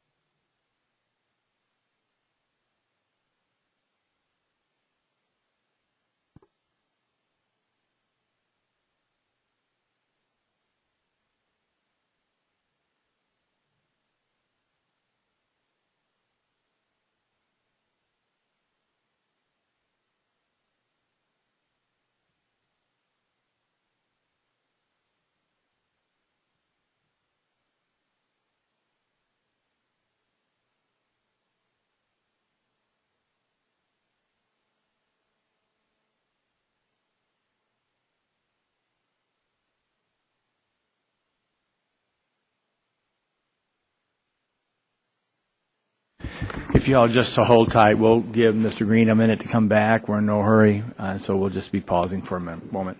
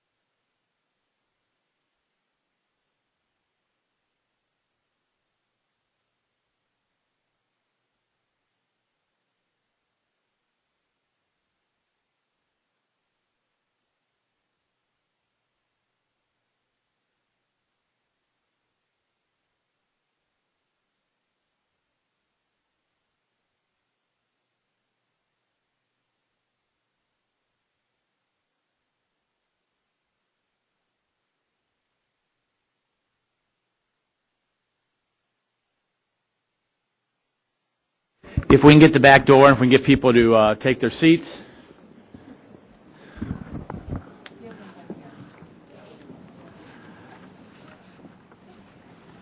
I'd like to officially recognize the second panel, and the way I'll do it is I'll just kind of introduce you all right at the beginning and get that out of the way. It won't be in great in depth. And then we'll just go to your 5-minute statement. Your full records is in the statement for the record. You can see it's a hearing that we have a lot of interest on, so we'll want to get to questions as soon as possible. So if we stay around 5 minutes, that'd be helpful. And with that, in the order I have here, well, I'll go to first of all we have. To my left, Mr. Tom Adams from the American Coal Ash Association. Welcome. Then we have Miss Dawn Santoyani. Santoyani? Oh, you're over there. Is that close? So Santoyani. I could do it better by that way than phonetically here. Oh, I know why. Because then we have Miss Zendanowicz. Thank you. Good. And then it looks like it's Miss Lewis. That's easy. Miss Evans and Mr. Havens. Mr. Havens. We want to welcome you here. And the opening statements are 5 minutes, as I said. So we'll start with Mr. Adams to my left. You're recognized for 5 minutes, sir. Thank you, Mr. Chairman. We appreciate the opportunity to come and talk to you today and the committee about one of the great recycling stories of our time and how that success is endangered by potential overreaching by the EPA in this effort to create proposals and regulations for disposal. Our association was founded over 40 years ago to advance the management and use of coal combustion products in ways that are environmentally responsible, technically appropriate, commercially competitive, and supportive of a sustainable society. I'd like to emphasize that most of ACAA's members are small businesses comprised of people who are dedicated to the cause of recycling and improving the environment. It's these businesses that are being hurt most by this regulatory uncertainty over EPA's proposals whether to go hazardous waste or non-hazardous waste for disposal. ACAA strongly endorses the bills that were recently filed to prohibit EPA from regulating coal ash as a hazardous waste. We'd like to commend Mr. McKinley and Mr. Latta for their leadership in this issue. When EPA proposed a potential hazardous waste designation for coal ash over a year ago, the agency cast a cloud over our recycling efforts that has caused coal ash users across the country to decrease their specification and use of the resource. Now it appears that EPA will not come up with a final rule for quite some time. And, Mr. Chairman, some of our members will not survive this delay. The bills before the House right now would prevent EPA from regulating coal ash as a hazardous waste under subtitle C, thereby resolving the regulatory uncertainty hurting our members. However, the bills would not prevent EPA from creating rules which protect human health and the environment as we need. Our association was very clear last year when we went on the record passing a resolution of our board of directors endorsing subtitle D rules for disposal and opposing any form of subtitle C regulation. Supporters of the hazardous waste designation say there is no evidence of stigma associated with a hazardous designation for coal combustion products. In fact, just the existence of EPA's proposal has created a stigma that has affected markets in three ways. Number one, consumers of coal combustion products are beginning to remove materials from their specifications because of uncertainty over safety or the fear of potential liability from using it. Owners across the country, including the Los Angeles Unified School District, Anne Arundel County in Maryland, and even the Canadian province of Nova Scotia, have removed the use of fly ash in concrete over fears of its potential safety concerns. ACA members are in these markets daily dealing with this stigma and know it's a real problem for the industry. Manufacturers of competitive products are currently using the potential for a hazardous waste rule as a marketing product for their materials. Certainly, and we've seen it in blasting grit, brick manufacturing, lightweight aggregate production, and concrete block manufacturing. All competitors using some form of a hazardous waste threat to market their products. And thirdly, we see commercial liability policies from insurance companies coming up with exclusions for concrete products and fly ash and synthetic gypsum being used in projects. So we have three very good examples of how the stigma is affecting markets today, even without a rule, with just the cloud of that rule. Supporters of hazardous waste designation say that recycling rates will actually increase under hazardous waste designation, citing the experience of a handful of industrial byproducts. EPA's evidence comes from materials such as spent sulfuric acid, electric arc furnace dust, chat from lead and zinc mining, and used oil. However, every one of the materials cited by EPA comes in small quantities which are heavily reprocessed before use and generally remain in the custody of the generator. CCPs are markedly different. They come in large quantities, are not reprocessed before use, are not used by the generator, and are used in products in retail, commercial, and institutional markets.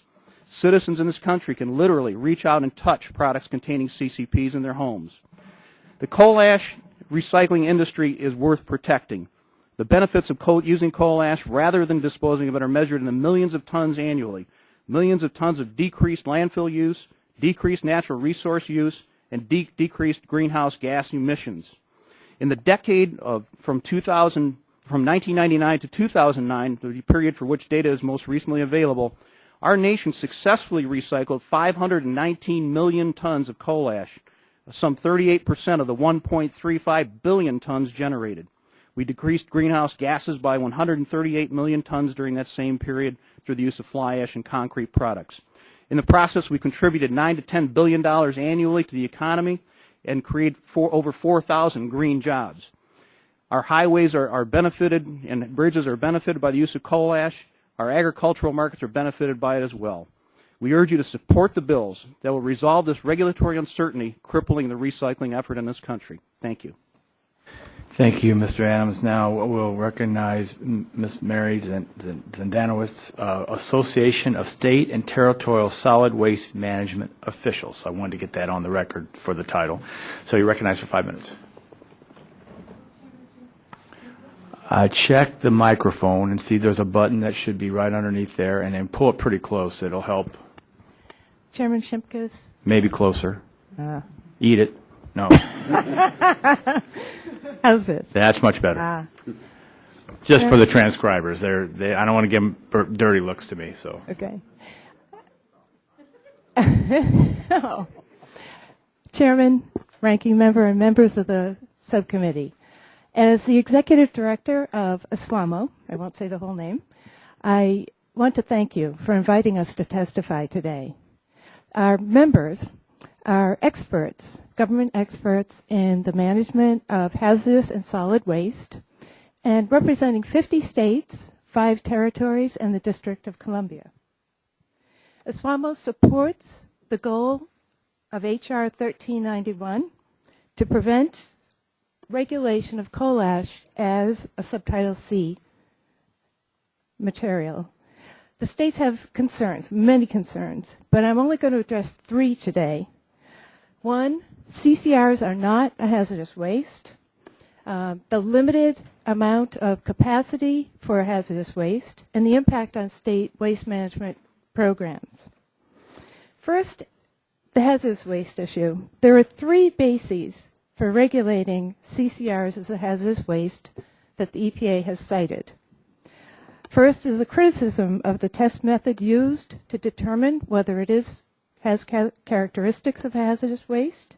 The second are damage cases, and the third is a draft risk assessment report. The test is TCLP, and it is the only procedure that is approved by the EPA for determining if a material has characteristics of hazardous waste for purposes of disposal.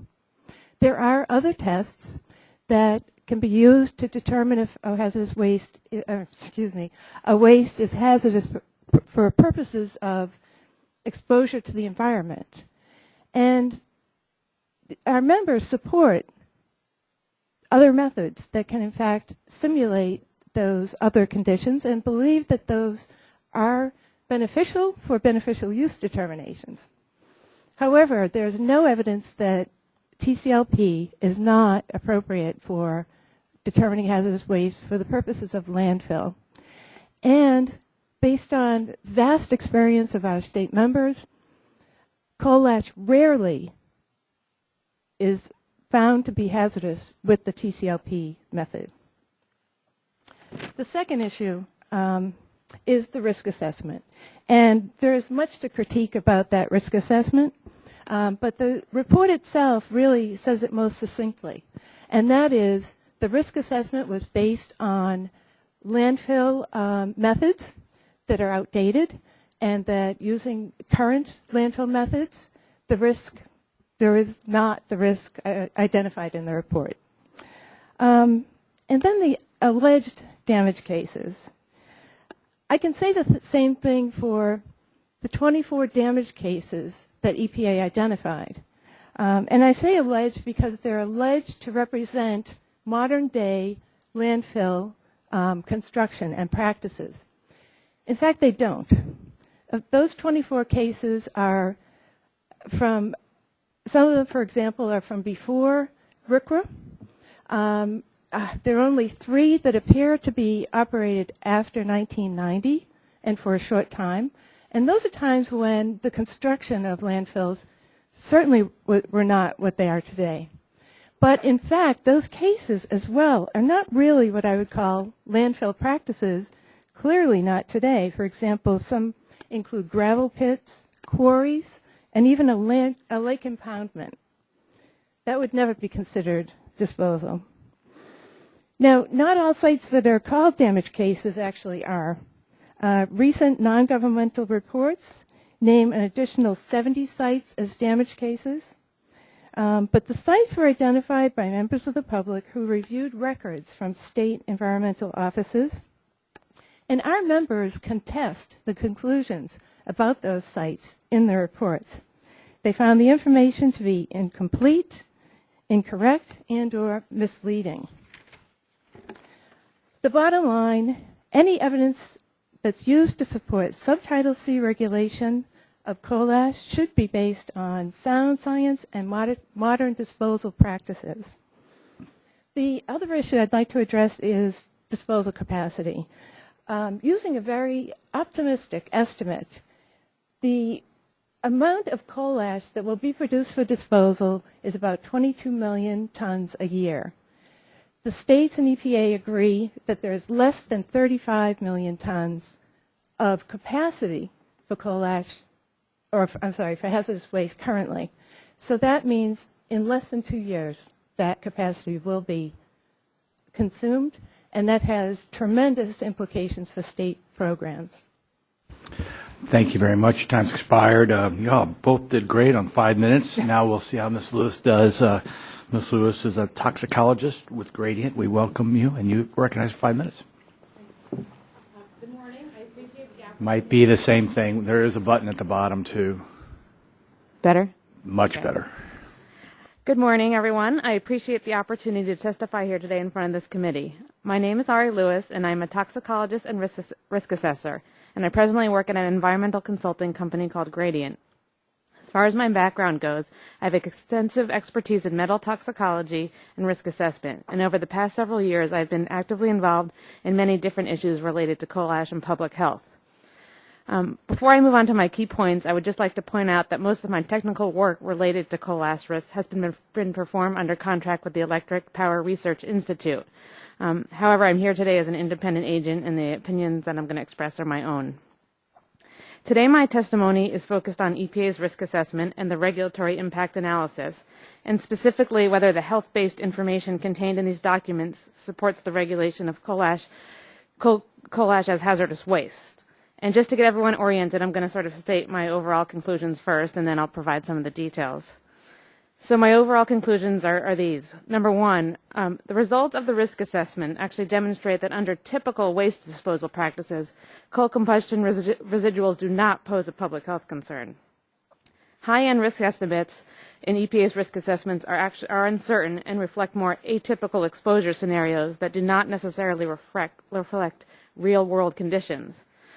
As a result, the quantitative risk estimates that are presented in the risk assessment cannot be reliably used to distinguish among different regulatory options, mainly because the risks are likely to be severely overestimated.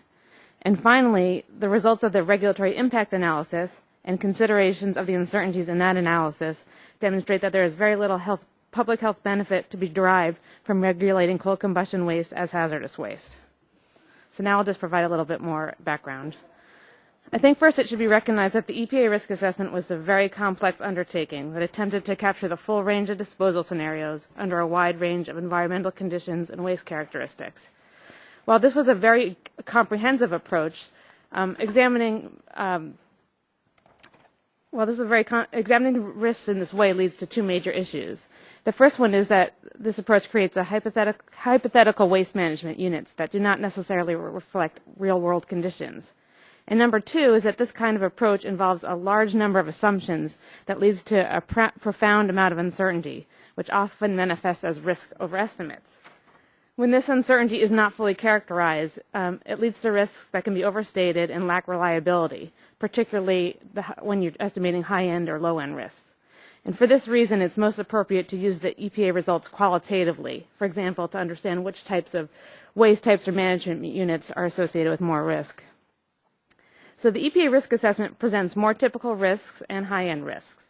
As is typical of any risk assessment, both these estimates were developed using health protective assumptions that were meant to overestimate risks. And despite this health protective bent, the results of the risk assessment clearly show that coal combustion waste does not pose a public health concern under typical waste management conditions. Although risk targets were exceeded for arsenic under some of these more typical disposal scenarios, the risks are actually similar to what you would expect if you were exposed to naturally occurring arsenic in food, water, and soil. At the high end, arsenic risks from landfills were still similar to those from naturally occurring background sources of arsenic, but arsenic risks from surface impoundments, the ponds, were clearly elevated. These high-end risks reflect more improbable exposure scenarios and, as mentioned earlier, are highly uncertain and should not be used quantitatively to evaluate the need for hazardous waste determination.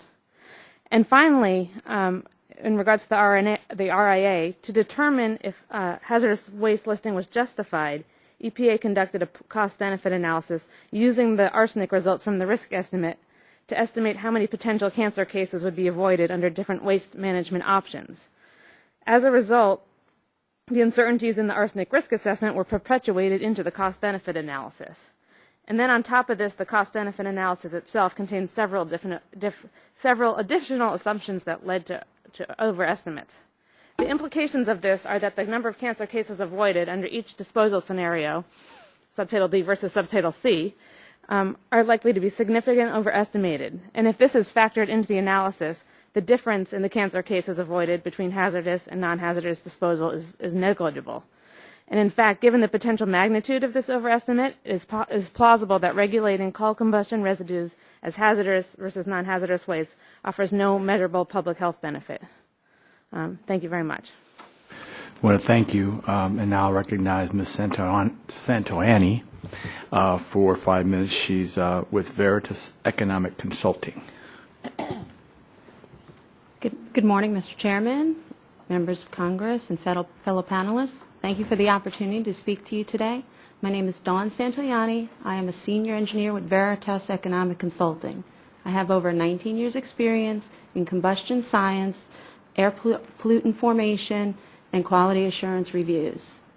Veritas Economics is a small business that specializes in cost-benefit analysis and assessing the energy production, economic implications, and electric reliability implications of proposed environmental policies.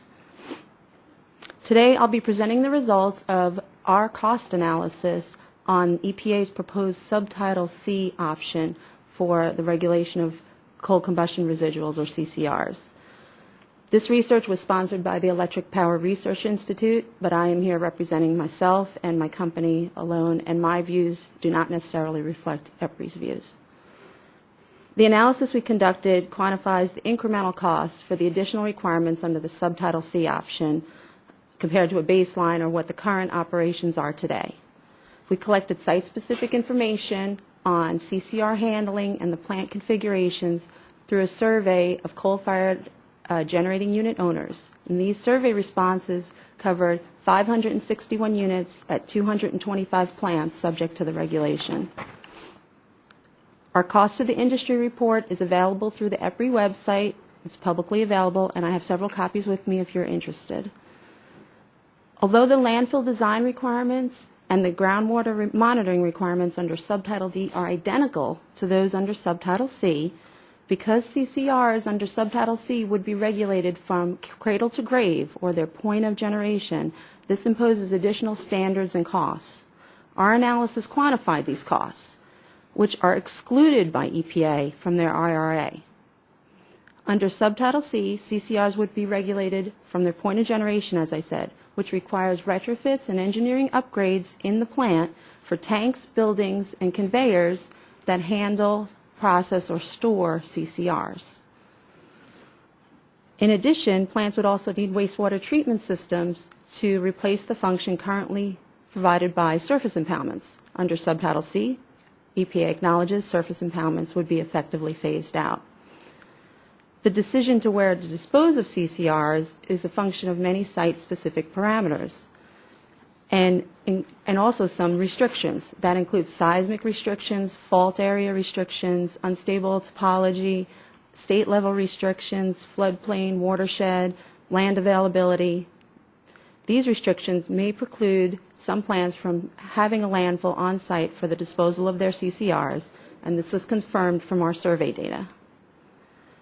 The amount of CCRs destined for disposal would be obviously impacted by any changes to beneficial use rates. I will note that in the RIA and in their proposal, EPA specifically expresses concern about unencapsulated uses of CCRs. These uses include large-scale structural fill, road embankments, and sand and gravel pits, and even agricultural uses. In the scenario where EPA examines stigma in the IRA, they assume an 80% reduction in these uses. It is entirely plausible that unencapsulated uses would completely go away, either due to direct regulation or stigma. Encapsulated uses, on the other hand, according to our calculations, represent only 31.5% of the total CCPs generated annually. So the bulk of the CCPs, regardless of what happens to products such as wallboard and concrete, would end up still needing to be disposed. I will acknowledge that although the EPA assumes this drop in unencapsulated uses, they do not quantify the increased disposal costs associated with that for that scenario, as well as the economic impacts to the beneficial use industry in the form of job losses or lost revenue. Our analysis estimates that between 14.97 million and 20.55 million tons of CCRs each year would be sent to commercial hazardous waste landfills under the subtitle C option. This is comparable to the SWAMO estimate that you heard about earlier, even though our figures were independently derived. This volume of waste, as you heard, would exceed the entire current capacity of the commercial hazardous waste market within 2 years. Our analysis shows that the cost of the subtitle C regulation to the electric generating industry, including these upstream costs to comply with subtitle C, are between $5.32 billion and $7.62 billion annually over 20 years, and at a 7% discount rate, the total incremental costs are $55.3 billion to $74.5 billion. This is significantly higher than EPA's estimate of $20.35 billion. I will make note, even though I'm sorry I'm running over time, compliance with other environmental regulations, such as the Utility Boiler Act, will increase the cost to comply with the CCR rule beyond what we have estimated. A good example is the need to add scrubbers, which will increase the amount of CCRs generated and thus disposal costs. Since there's been several questions about economic analysis and benefit cost analysis posed by the Congressman, I will note that an integrated analysis should include the impacts to energy supply, electricity prices, jobs, and local electric reliability from these concurrent regulations. And I would emphasize that an electric reliability analysis that only considers the generating capacity to shut down is a partial analysis and does not provide a complete picture of the reliability impacts. Reliability analysis I'm going to ask you, just for the respect of the other panelists, we'll just stop there. You'll get some few questions. Sure. As you know, we were focused on economic analysis quite a bit in the first panel. So I'd like to now recognize Ms. Evans, Lisa Evans from Earth Justice. You're recognized for 5 minutes, ma'am. Is the mic on? No. Yes?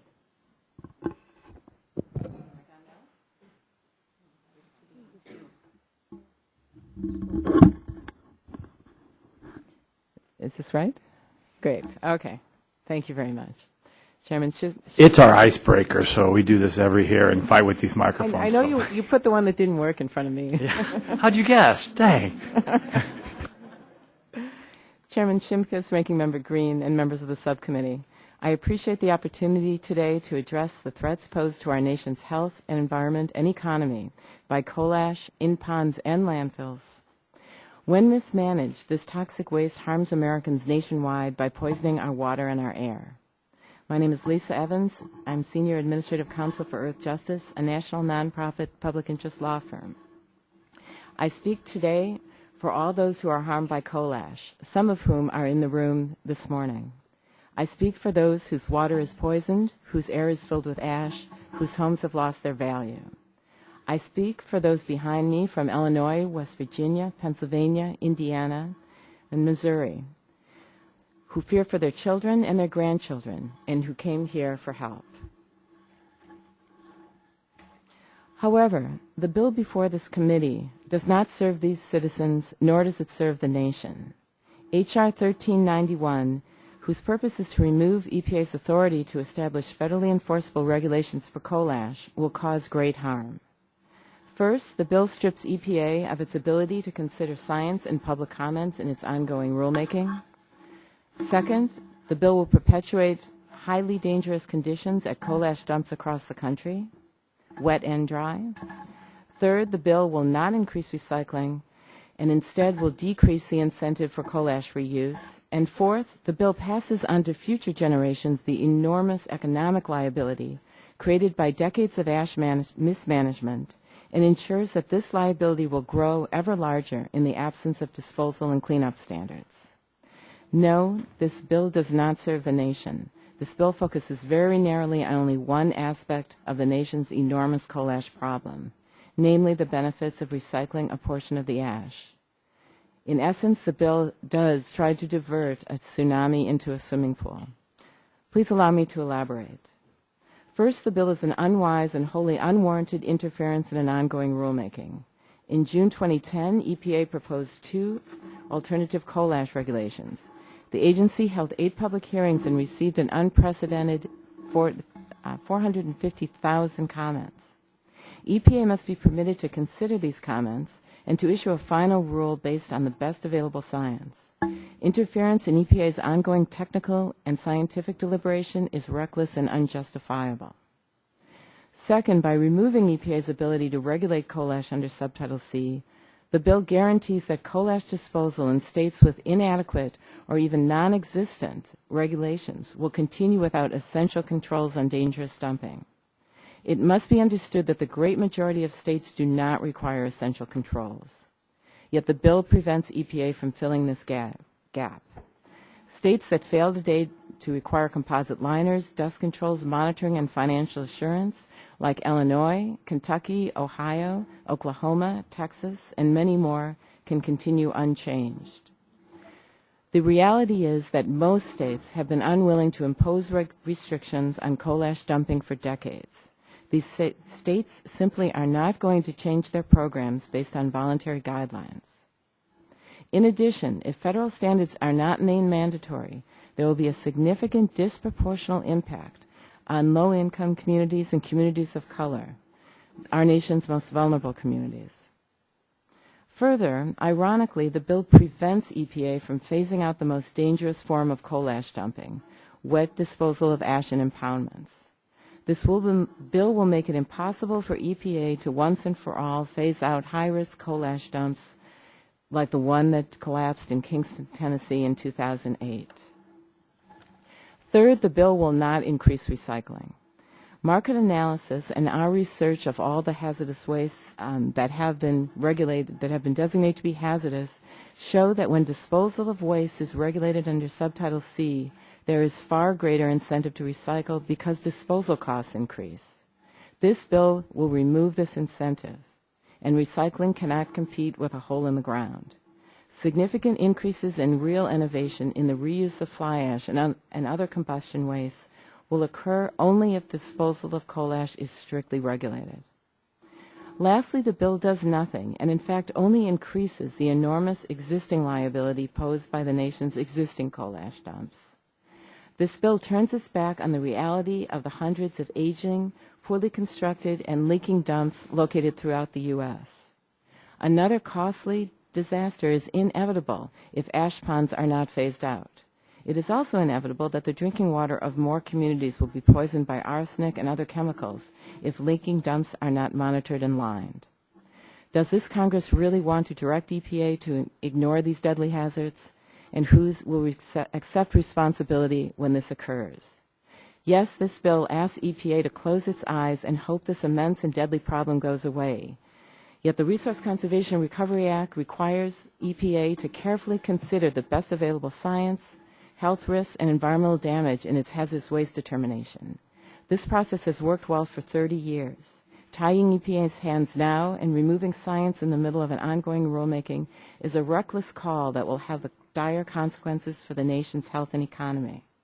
And it will have dire consequences for all those in this room and elsewhere who today are relying on the good sense, compassion, and foresight of this Congress. Thank you. Thank you. Now I'd like to recognize Mr. Havens for 5 minutes. Welcome, sir. Okay, thank you.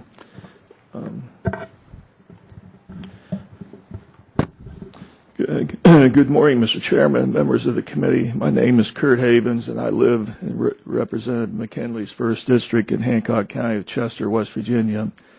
We live 1,584 feet from the nearest finger of Little Blue Run unlined coal ash impoundment. Our home is 100 feet below the elevation of the impoundment. At this time, I'd like to introduce my wife of 40 years. She's sitting behind me. In 1974, a Bruce Mansfield representative knocked at our door and handed me and my wife a beautiful laid-out plan of recreational place that would have hiking, bike trails, fishing, and a place to spend time with my family. But today, the same site is not a beautiful lake. It is a toxic waste dump called Little Blue.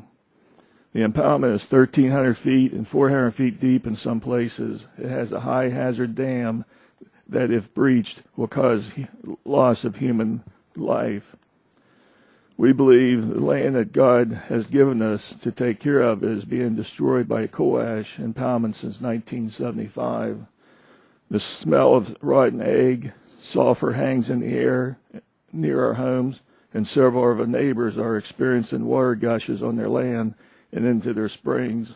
Water gushes were not there before First Energy began filling the West Virginia side of the impoundment. There's a fellow named Merle Byer has a vehicle repair shop on Johnsonville Road down from us. For years he had used a spring on his land to make coffee. First Energy does the testing from the spring. The man that comes and does the collection of the water told Merle not to drink it because he'll do you in. First Energy did acknowledge a correlation between their impoundment and the off-site seeps when they met with West Virginia DEP on October the 27th, 2010. We already have problems and worry that First Energy plans to dump more toxic ash near our homes. First Energy will be stacking geotubes filled with toxic ash on the impoundment 62 feet high. And we worry about this additional ash will push more water toward the seeps on the West Virginia side. The seeps coming from Little Blue Pond are contaminated. On August the 21st, 2010, the West Virginia DEP did 2 water tests on seeps and springs, and the end result is high levels of cadmium in both tests. As I understand it, cadmium appears to be the largest single contributor to thyroid disease. I had thyroid cancer in 2001, had my total thyroid removed. My wife, Debbie, has a lump on her thyroid that they found last year, and they're monitoring it, keep an eye on it. My neighbor, which is 30 years old, has a thyroid trouble and a tumor on his spine. Another neighbor at 70 years old had thyroid cancer and prostate cancer. My doctor told me in Pittsburgh, the surgeon said that thyroid is mostly in women, not men. There's 3 men within a half a block that had thyroid cancer. We found out that there are 10 mooring wells at Little Blue that have high levels of arsenic, and no one told us about them. We found that after reviewing public documents. Even more troubling is the fact that on January 25th, 2006, the West Virginia DEP turned over the rights to Pennsylvania DEP. This is West Virginia land, not land Pennsylvania. About 1/3 of the unlined coal ash impoundment is in West Virginia. I have concerns about my wife's health. She has type 1 diabetes. She has full body tremors. Her hand shakes, and the only thing is she takes pills to control that, but someday them pills might stop working, and it wears her out. I have type 1 diabetes. I have high blood pressure. As I said before, thyroid cancer, and I have poor circulation in my legs and feet. I have grown a garden on my land for the past 34 years and have fed my children and my grandchildren from it. 2 years ago, I had a garden with some nice red ripe tomatoes in it. My granddaughter Sarah wanted to walk in my garden. She was 4 at that time. As we walked through the garden, I looked back, and she had picked a tomato and took a bite out of it. I took it from her. I didn't want her to eat any more of it. The next day, I destroyed my whole garden, beans, tomatoes, peppers, cabbage. I cried like a baby. I enjoyed my garden. We need my soil tested for things that's in coal ash to see if it's hazardous. Yeah, the grandkids, we have, 2 grandkids that lives close to us, and they're always asking Grammy and Pappy to make chili and vegetable soup. They enjoy that. We can't use the stuff out of our garden because we're not sure what's in the soil. I have been honored to serve my country as a yeoman 3rd class aboard the USS John S. McCain DDG-36 in the Navy.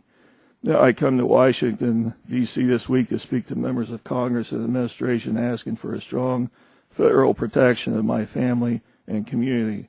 We're only on Earth one time. Please help us keep it safe and make it a better place for us and our grandkids. We understand jobs are important, but no one should have to choose jobs or health. We need and deserve both. We have friends that do work at First Energy and neighbors that work there. People say, why don't you just move? Well, who can afford to move? Who would buy our house? The depreciation of the value is down. Who would live in the area that has risk of health reasons there? We put in 31 years of hard work in our house to keep it up.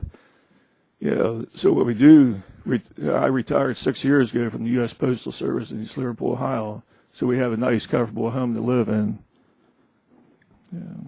We met with Representative McKinley yesterday, and we'd like to still invite him to our house sometime to come up and see the impoundment, and we'd like to continue talking to you and keep in contact. Thank you. Thank you, sir. Thank you for your service. And, the great thing about our Constitution is it does give individuals the right to collectively organize to air their grievances, and you got the chance to do that today. Yeah, I'm sorry about my voice again. No, that's great. No, but we do appreciate it. Now, I'll recognize myself for the first 5 minutes for questioning. Ms. Lewis, some of the panelists are testifying that having EPA regulate coal ash under subtitle D will dramatically increase the incidence of cancer cases. In your professional opinion as a toxicologist, do you agree with their point? No. Again, the mic and the button and all the deal. All right. No, I'm not sure why people would say that. If you look at the regulatory impact analysis, it wouldn't support that at all. And then, based on my professional opinion, as I sort of mentioned in my comments here, those estimates that are in that analysis, and I don't remember the exact numbers, they would definitely overestimate the difference between subtitle C and subtitle D. And if I don't want to get into all the details because it would bore you people, but I think, in sort of a back of the envelope calculation and sort of the things I've looked at, I mean, it would really amount to, on a hypothetical basis, less, well under 1 excess cancer case per year, but it could be as low as 0. There's sort of no way to tell because you're looking at hypothetical risks. I mean, there's certainly no evidence that I'm aware of that anyone has ever. Can you explain the difference between toxicology and a public health assessment? Well, toxicology is looking at human health studies, looking at animal studies, looking at in vitro studies, and garnering information about the toxicity of the chemical in of itself. Whereas a public health assessment more combines the toxicity information with the exposure information to understand how that may impact public health. Now, it's very important, this has come up a lot here, talking about the toxicity of something. That's, in and of itself, that's sort of not a very informative statement. You really need to understand how people are exposed and what amount they're exposed to really understand the public health impacts. Great. Mr. Adams, and if you follow a lot of the opening statements, even Ms. Evans mentioned that when mismanaged, my question is, you heard Mr. Dingle in his opening statement and his questions. Did you disagree with any of his line of thought as far as really defining the problem and possible remedies?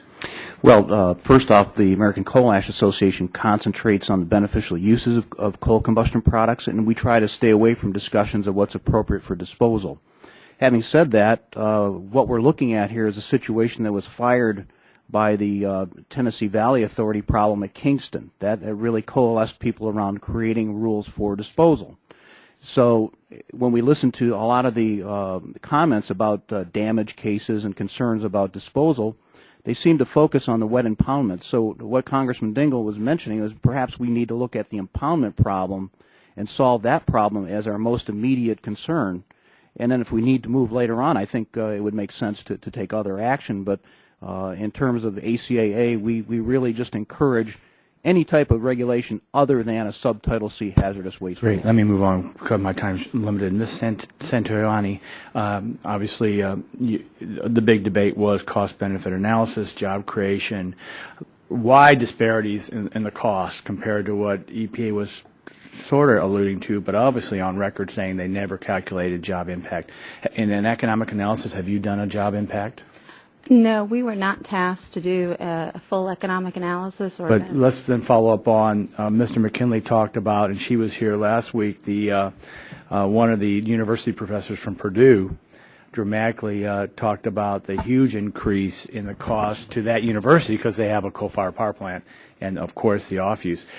When you sat into the first panel, and I intervened with the EPA representative, was I correct in saying they're just talking about the electricity rate? They're not talking about the loss of revenue or the increased disposal costs of a new regulatory regime. Is that correct? That's correct. With the Subtitle C proposal, their estimation of costs is exactly the same, regardless of what kind of stigma they examine.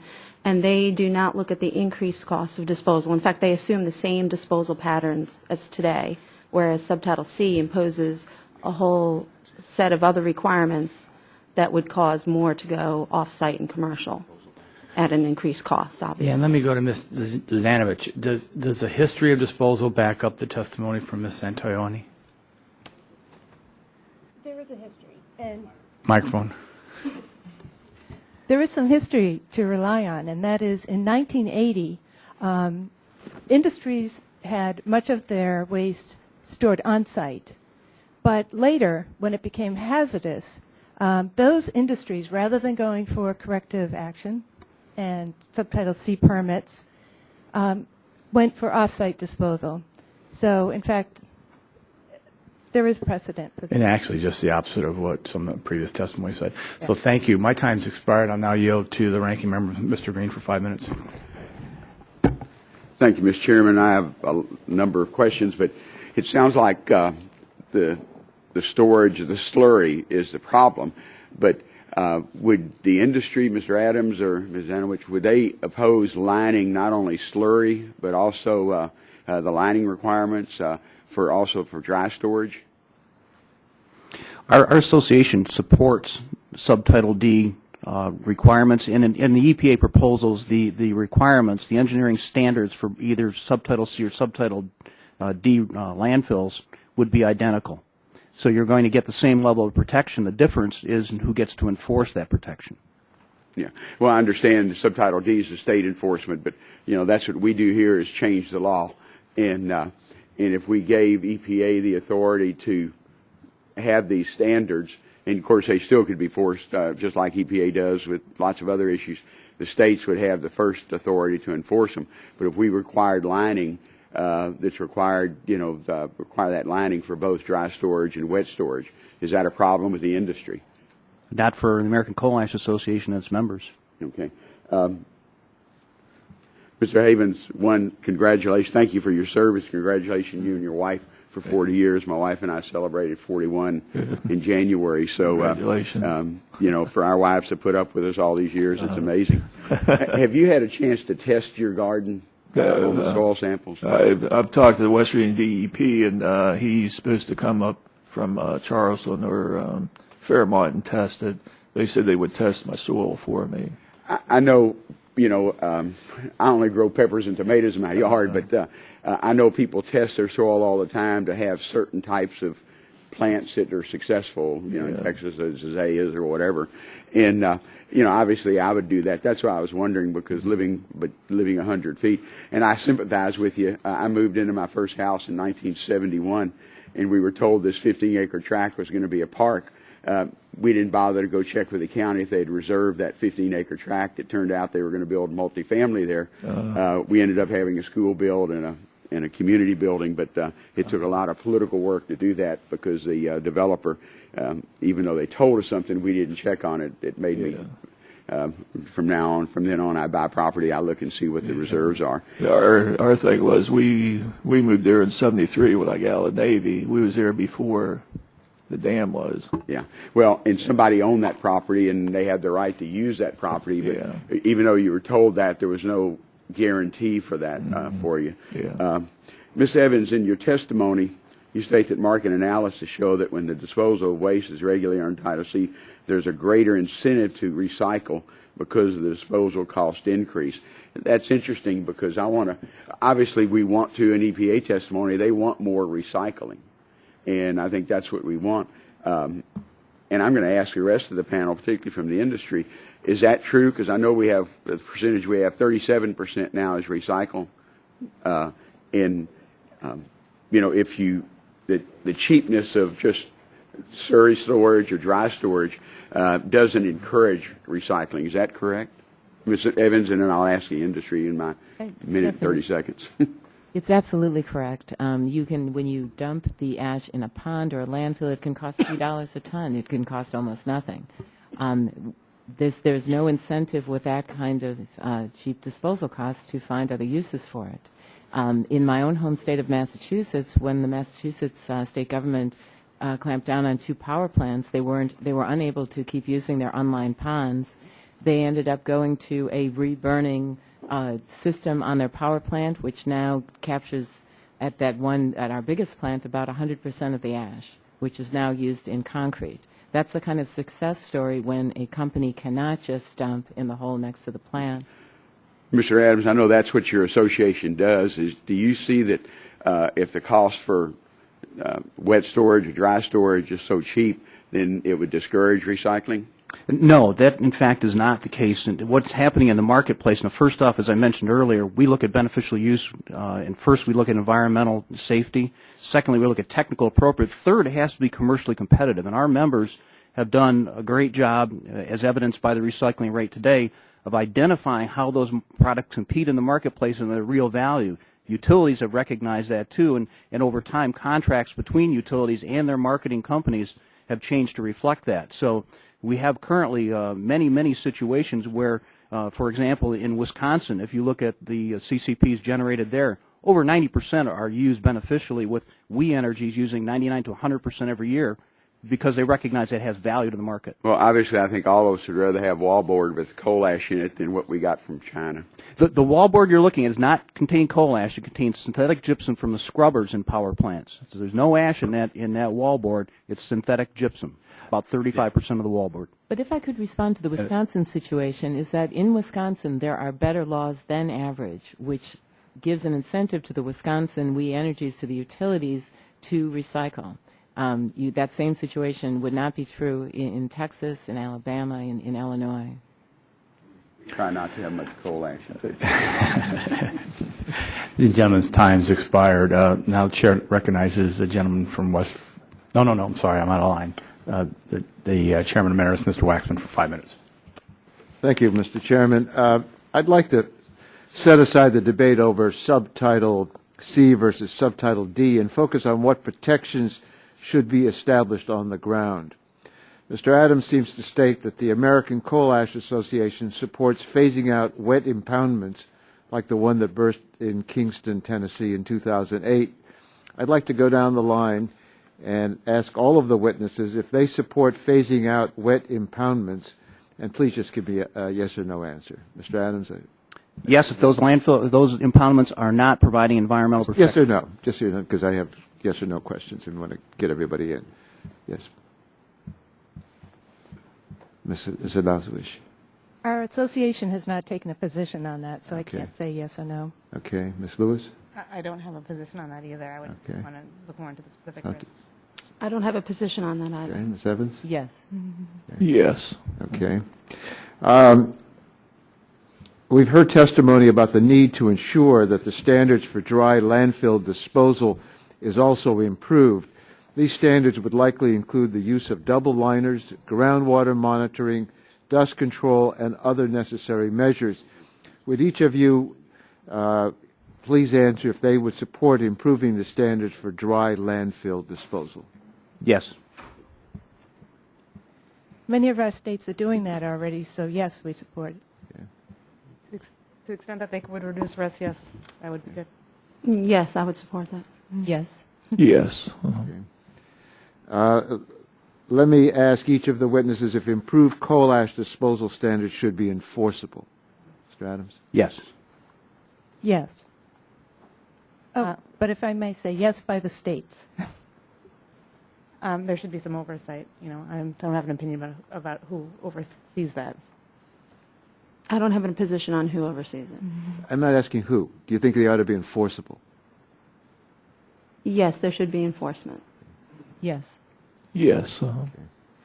Over the years, this committee has typically ensured that there is a minimum federal floor for public health and environmental protection.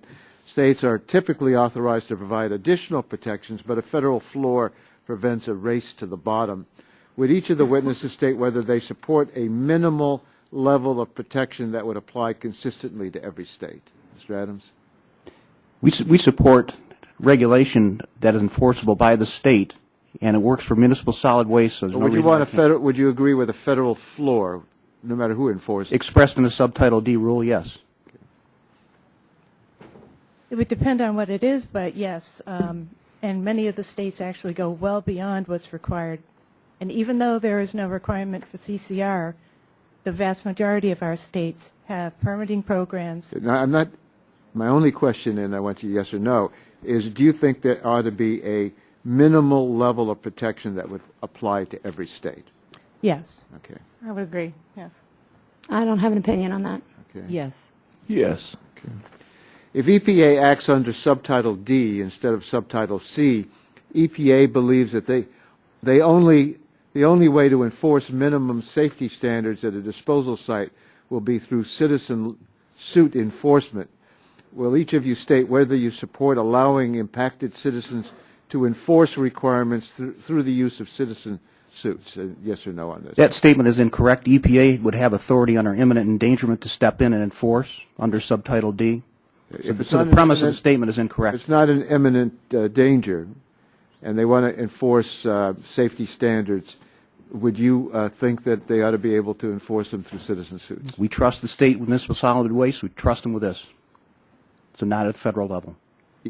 You don't want citizen suits at any level? Citizen suits are, yes, entirely, yes. Okay. Yes. Yeah. Yes. Yes. Yes. Okay. I'm concerned that if EPA acts under subtitle D, there would be no consistent national standards that would be consistently enforced. Instead, we would largely rely upon the states to ensure that public health and the environment are protected. Mr. Havens, you have experience with coal ash regulation at the state level. Do you think that these important protections can be left to the states? I think all agencies should protect us as citizens, our health, and should it be left to the states, or should there be a federal? I think a federal. Okay. Perhaps all states would elect to require liners, groundwater monitoring, and dust control, but there's nothing in the legislation before us today that requires or encourages the finalization of EPA's subtitle D proposal or the adoption of those requirements by states. Ms. Zdanowicz, you're here representing state regulators. Can you offer the committee an assurance or a commitment that states would adopt those requirements? Based on prior experience, yes. When there is a federal requirement, the states do adopt it. Okay. And if I'm... Okay, thank you. Well, we all agree that there's a risk and that engineering controls can mitigate that risk. If we take our commitment to protect human health and the environment seriously, we should also all agree that those necessary controls should be required. And I thank you, Mr. Chairman.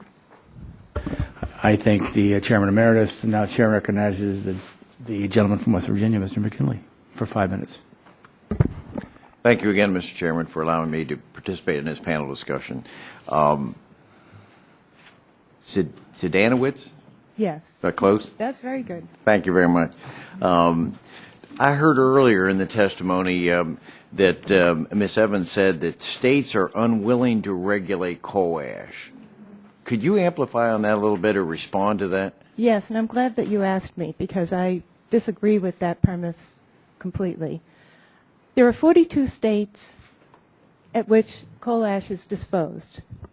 The vast majority of those states have permitting programs, require composite liners or multiple liners, require groundwater monitoring, a number of the things that are protective and that EPA addressed in its proposal. In addition, at least 15 states are considering changing their regulations with regard to coal combustion waste. So I don't agree that the states aren't doing anything, and in fact, I would say just the opposite. I am continually impressed with our members and the extent that they go to make sure the public is safe. Okay. Tom Adams, could you amplify a little bit? There was also a comment that,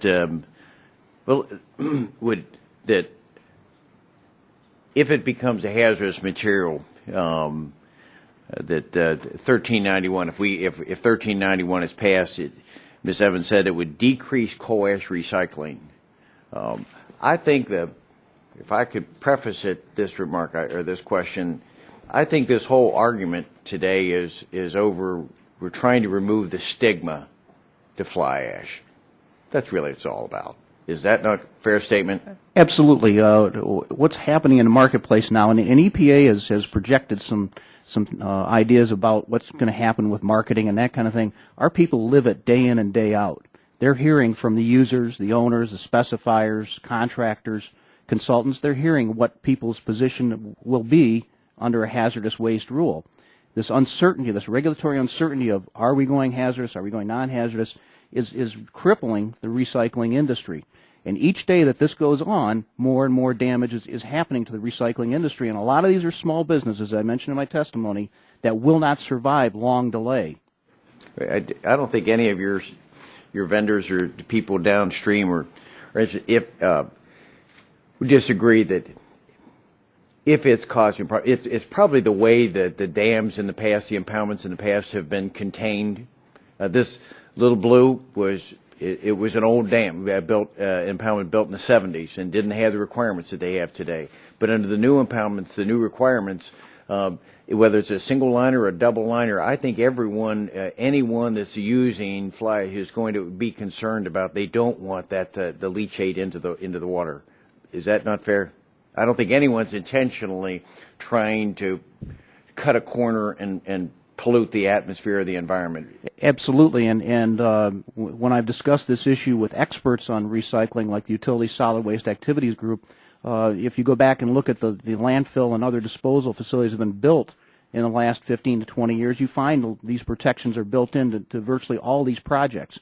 As Mrs. Danowitz indicated earlier, if you look at the damage cases closely, they're all on facilities that are 20 plus years old. Some of them going back even 40 years. Let me go back. You may or may not have been in the room when in the last panel there was a issue raised. This is a document from the administration. Regulation of the CCR under subtitle C could have negative impacts on the reuse or beneficial use of these materials and may create liability concerns related to past reuse of these materials and applications such as construction and agriculture, and these implications have not been fully explored by the EPA.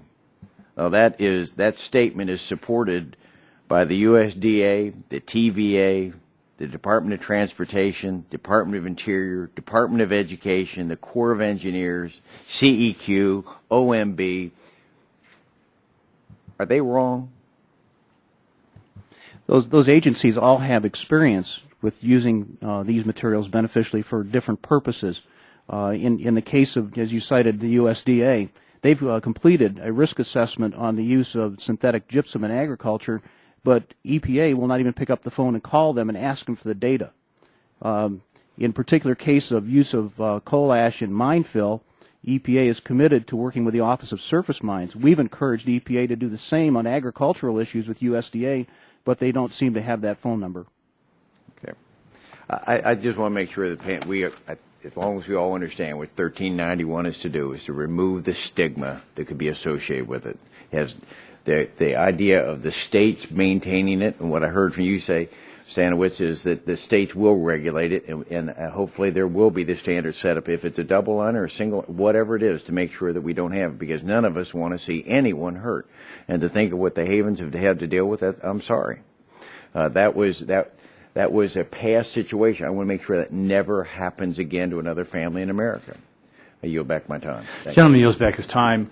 I ask unanimous consent that the following items be included in the record, and these have been pre-cleared.